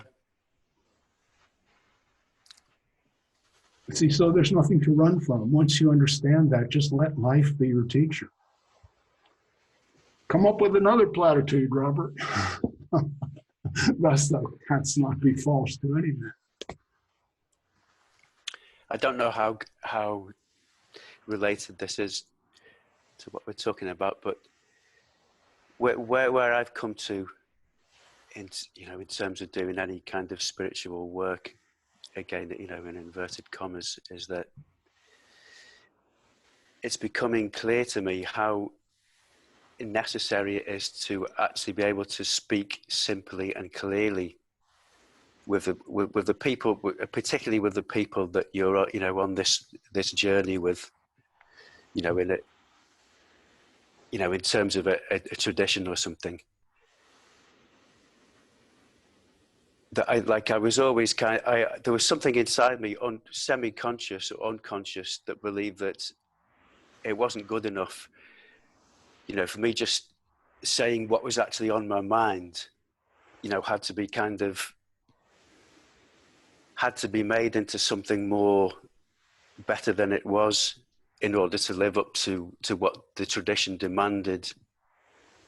And now I'm understanding that to get to that straightforward, simple human engagement is where it's at. Mm-hmm. And it's still,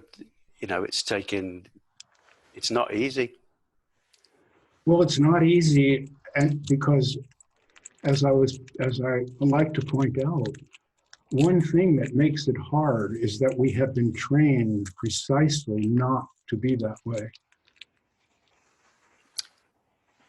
Right. We have been told that it's sinful to be self-indulgent.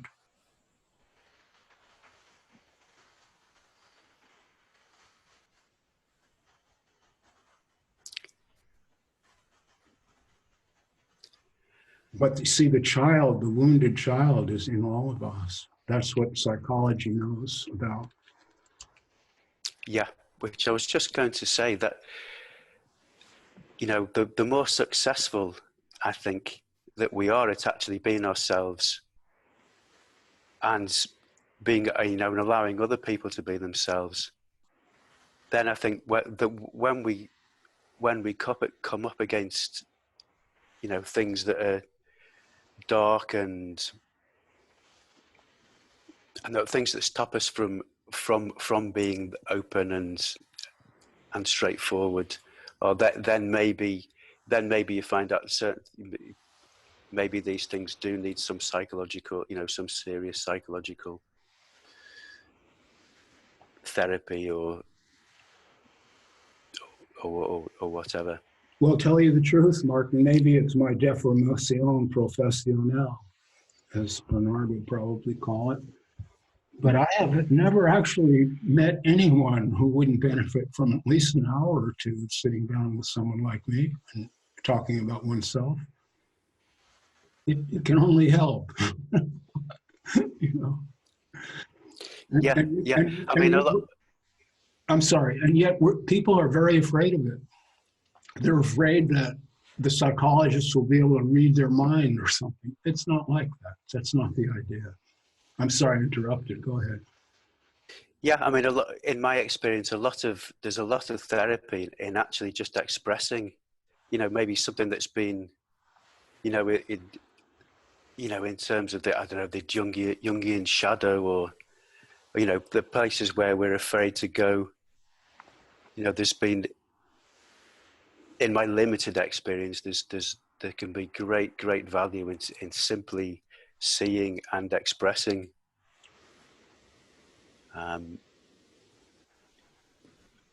Which, again, I don't, you know, there's questions here about what else may be necessary that, you know, than simply talking. I mean, there's talking therapies, aren't there?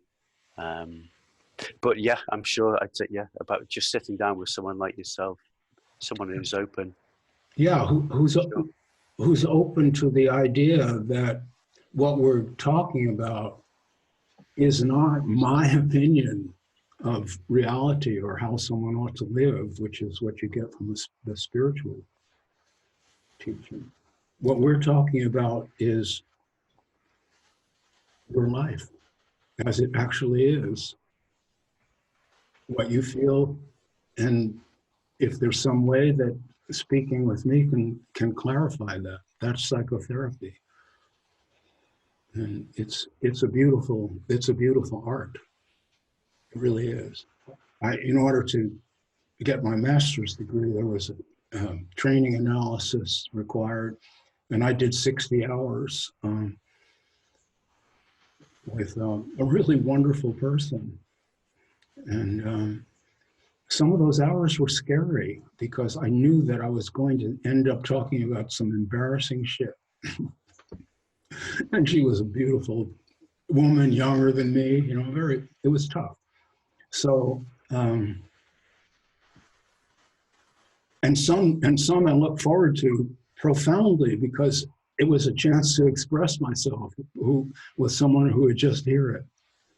See, all of that is so valuable. And after my 20 years in the saddle, I concluded that the thing that really heals most is being seen, heard, and understood. And the therapist can say very little, do nothing, and speak very little. But by attention, by facial expression, and by putting in the right word at the right time, can make someone really understand that they're being heard and seen and understood. And I think that's where the healing takes place, right there. Yep. And so you mentioned earlier being in one of these scenes where some mentally precarious person is in the audience and having some kind of strange event, and that the facilitator of the meeting just isn't equipped to deal with that. And I've observed the same thing. And it's made me sad to see it too. So I'm glad you brought that up. I wonder if you would comment, Bernard. Well, the only thing that I'd like to comment, Martin,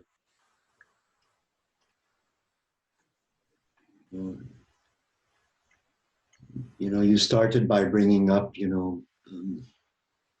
the difficulty of letting go. Let's call it letting go, acceptance, to accept fully.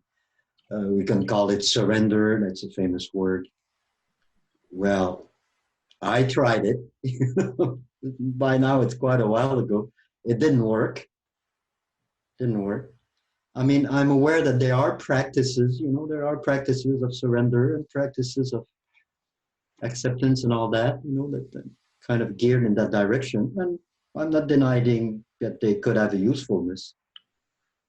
But now, and by now, since quite a while, it's very clear for me. I cannot let go. I cannot accept. I cannot surrender. Mm-hmm. Not something I can do, produce, create willfully. It's just impossible for me. I'm very clear about that. What is possible, though, is I can be aware of my rejection. I can be aware of my holding on. I can be aware all the ways I'm holding on, all the ways I'm rejecting my experience, all the ways I'm not surrendering, not accepting, not letting go. That I can be aware of. The more I'm aware of that, the more I'm really, and not, each time when I say aware, it's not some disincarnated phenomenon.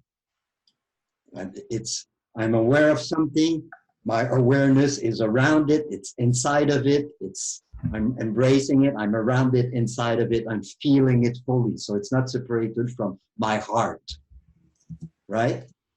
So if I'm aware of how I'm rejecting my experience, which is, the opposite of letting go, rejecting or holding on. So either rejecting something I don't want or holding on something I want to keep, which is just the other side of the coin. Because if I'm grasping and holding on to something I want to keep, then obviously there's the other side of the coin. Anything that is not that, I'm going to have to reject, right? So it's a dialectic, right? Rejecting and grasping, holding on. So I can become aware of how I'm not accepting, I'm not letting go, I'm not surrendering, I'm rejecting my experience and all that. The more I'm aware of that movement within me, which is both reflected in a contraction in the body, it's a movement of rejection conceptually. There's an emotional content to it. It's like, yuck, I don't want that. It's like if you want to vomit out a part of yourself. That's rejection. What's rejection? It's like something didn't go down well. I want to get rid of it. I want to vomit it out. So I can become aware of the whole gestalt of rejection. The more I become aware of it, the more I understand it. The more I understand it and I'm aware of it, the more I see that it doesn't lead anywhere, except in furthering the rejection and the war and the conflict. The more I see the whole thing, the more I will find myself stopping engaging in the activity of rejection. You cannot accept, but you can stop engaging in an activity you were engaged in, which was rejecting. So I cannot accept, but I can stop engaging in the activity of rejection. As I find myself stopping engaging in the activity of rejection, it starts to die down slowly. And as it dies down slowly, it creates a space where, as I see it, acceptance and letting go and surrender can happen, which to me are aspects of true nature, are aspects of being or presence. Because presence, there's not even an issue, but let's say there is now in the context, it totally accepts itself. It's totally in the letting go every moment. It's totally surrendered to its own nature because that's all there is as far as it's concerned, So in fact, it doesn't even apply because it's like, it sounds like if there's two true nature, one that would accept the other. So it doesn't even apply from its own point of view to say that it accepts itself and it's surrendered to its own nature. But in the context of what we're talking, it makes sense, right? It's already completely moment to moment, fully in a let go, fully in surrender, fully in acceptance. Radical acceptance, like Robert says, every single moment. Being the totality of the universe with complete ease, without any opposition, because there's not two true nature to be opposed. There's just itself, you know. So it has no problems with whatever is showing up. I'm the pain, I'm the suffering, I'm the grief, I'm the this, I'm the that, warts and all. What else is here? Who else is here? So. Right.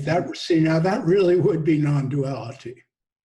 Right. We're going to throw that word around, that at least throw it at that situation and not all this other nonsense. But I thought it was very important for me to bring that up for you, Martin, and because there is a lot of talk in spiritual circle and in a lot of the self-help pop psychology. Accept yourself, love yourself, letting go. You know, how many books on letting go, right? Surrender. It's all very beautiful. The only problem is I can't do it. It can't be done, created, or produced. Then what the hell? So the last thing I'll say about that is one thing that happens to me at the end of this process also is you start to see more and more clearly that there's just no way this little high that sees itself as separate from what it's looking for, while it is not, there is no way that it's going to work. Because it is not separate from what it's looking for, so it's not going to work. So one thing that happens at some point is you just really wake up to that truth. And what happened in that waking up to that truth is there is really an objective helplessness, an objective powerlessness. I say objective because it's just the truth. This little I is powerless in front of all that, is helpless in front of all that. And then it just finds itself just, you know, fuck the whole thing. It just finds itself, you know, let's forget about the whole thing. And it just starts, for the first time in its life, it starts to really just relax with the whole happening of reality. And then it might find itself as it's just simply let go of the whole affair and relax. It might, you know, now I'm describing one way it can happen. It might start to suddenly realize that there is this gentleness in the air. There's something in the air that is just so very gentle and soft and sweet. And suddenly, by and by, it just realizes, my God, it was here all along and I just couldn't perceive it, feel it, live it because I was looking for it. 99.9% about all those things that people are looking for, it would happen to them if only they would just stop looking for it. But that's the catch. They don't. So about looking for it, one can become aware of that ego activity ongoing inside that is looking for something else, which is rejection. We're back to rejection. If I'm looking, somebody described what the cycle of suffering, I love this description. How suffering perpetuates itself, it's a cycle in 2 points. Rejection, hope, desire. First, there's a rejection of what is now, because it's not good enough, it's not what you want and all that. There's the hope for something different, and then you go after it. There's the desire, I want that. And it doesn't work, so you're back to rejection, which leads to hope, which leads to suffering. And you cannot desire if you don't hope that there could be something different, and you cannot hope if you don't first reject what is here. So that's the cycle of suffering, perpetuate the wheel of suffering. From rejection to hope to desire, back to rejection to hope and desire, on and on and on. There's no way out. There's no way out unless and until you just see the whole thing. And the more you see it, the more you see that it doesn't work. And the more you see that it doesn't work, the more you stop engaging yourself in this ego activity. The more you, that's like pedaling a bicycle. You stop pedaling and the bicycle slows down, slows down, slows down. And at some point, you don't know what point, but it happens, the bicycle just falls flat on the ground. And then you're back into ordinary life.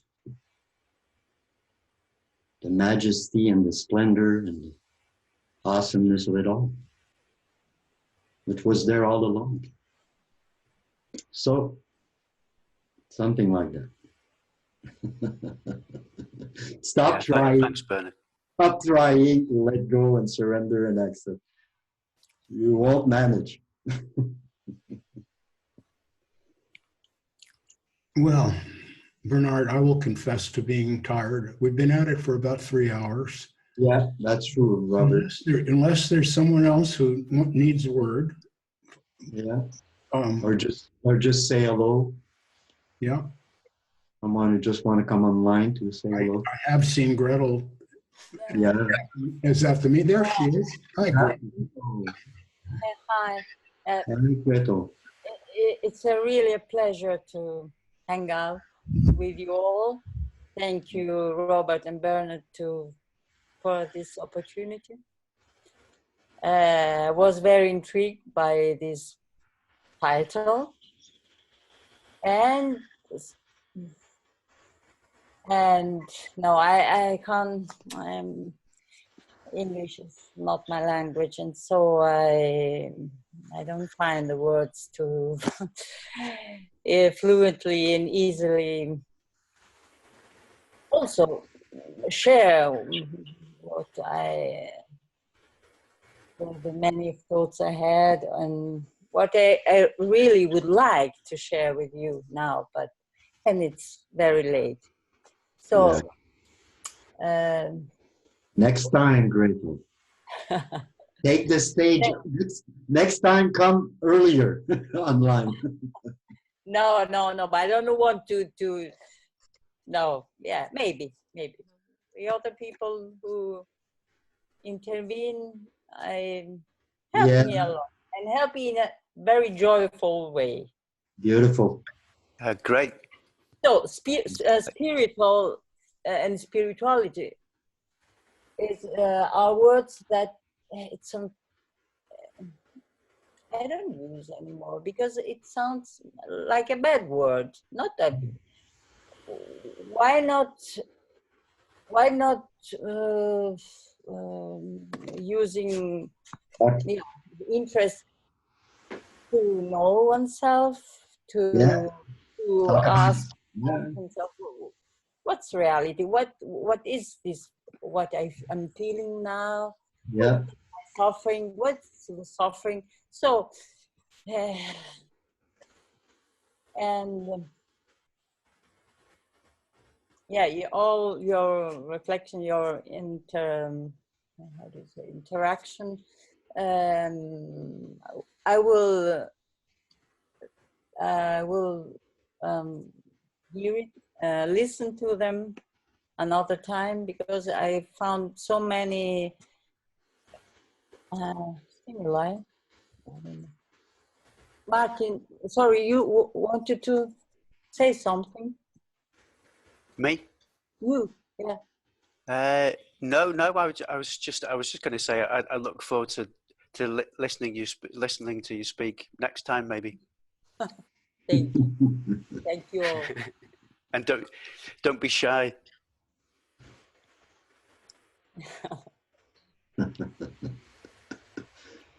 Thank you, Gretel. Thank Beautiful. you. Thank you. Thank you. And if you show up at another meeting, I will just call on you early in the That's the way. way to get Gretel. Yeah. Thank you so much, Gretel. It's good to see you. Yeah. Well, so I think with that, I will now bring this meeting to a close. Thank you all for being here.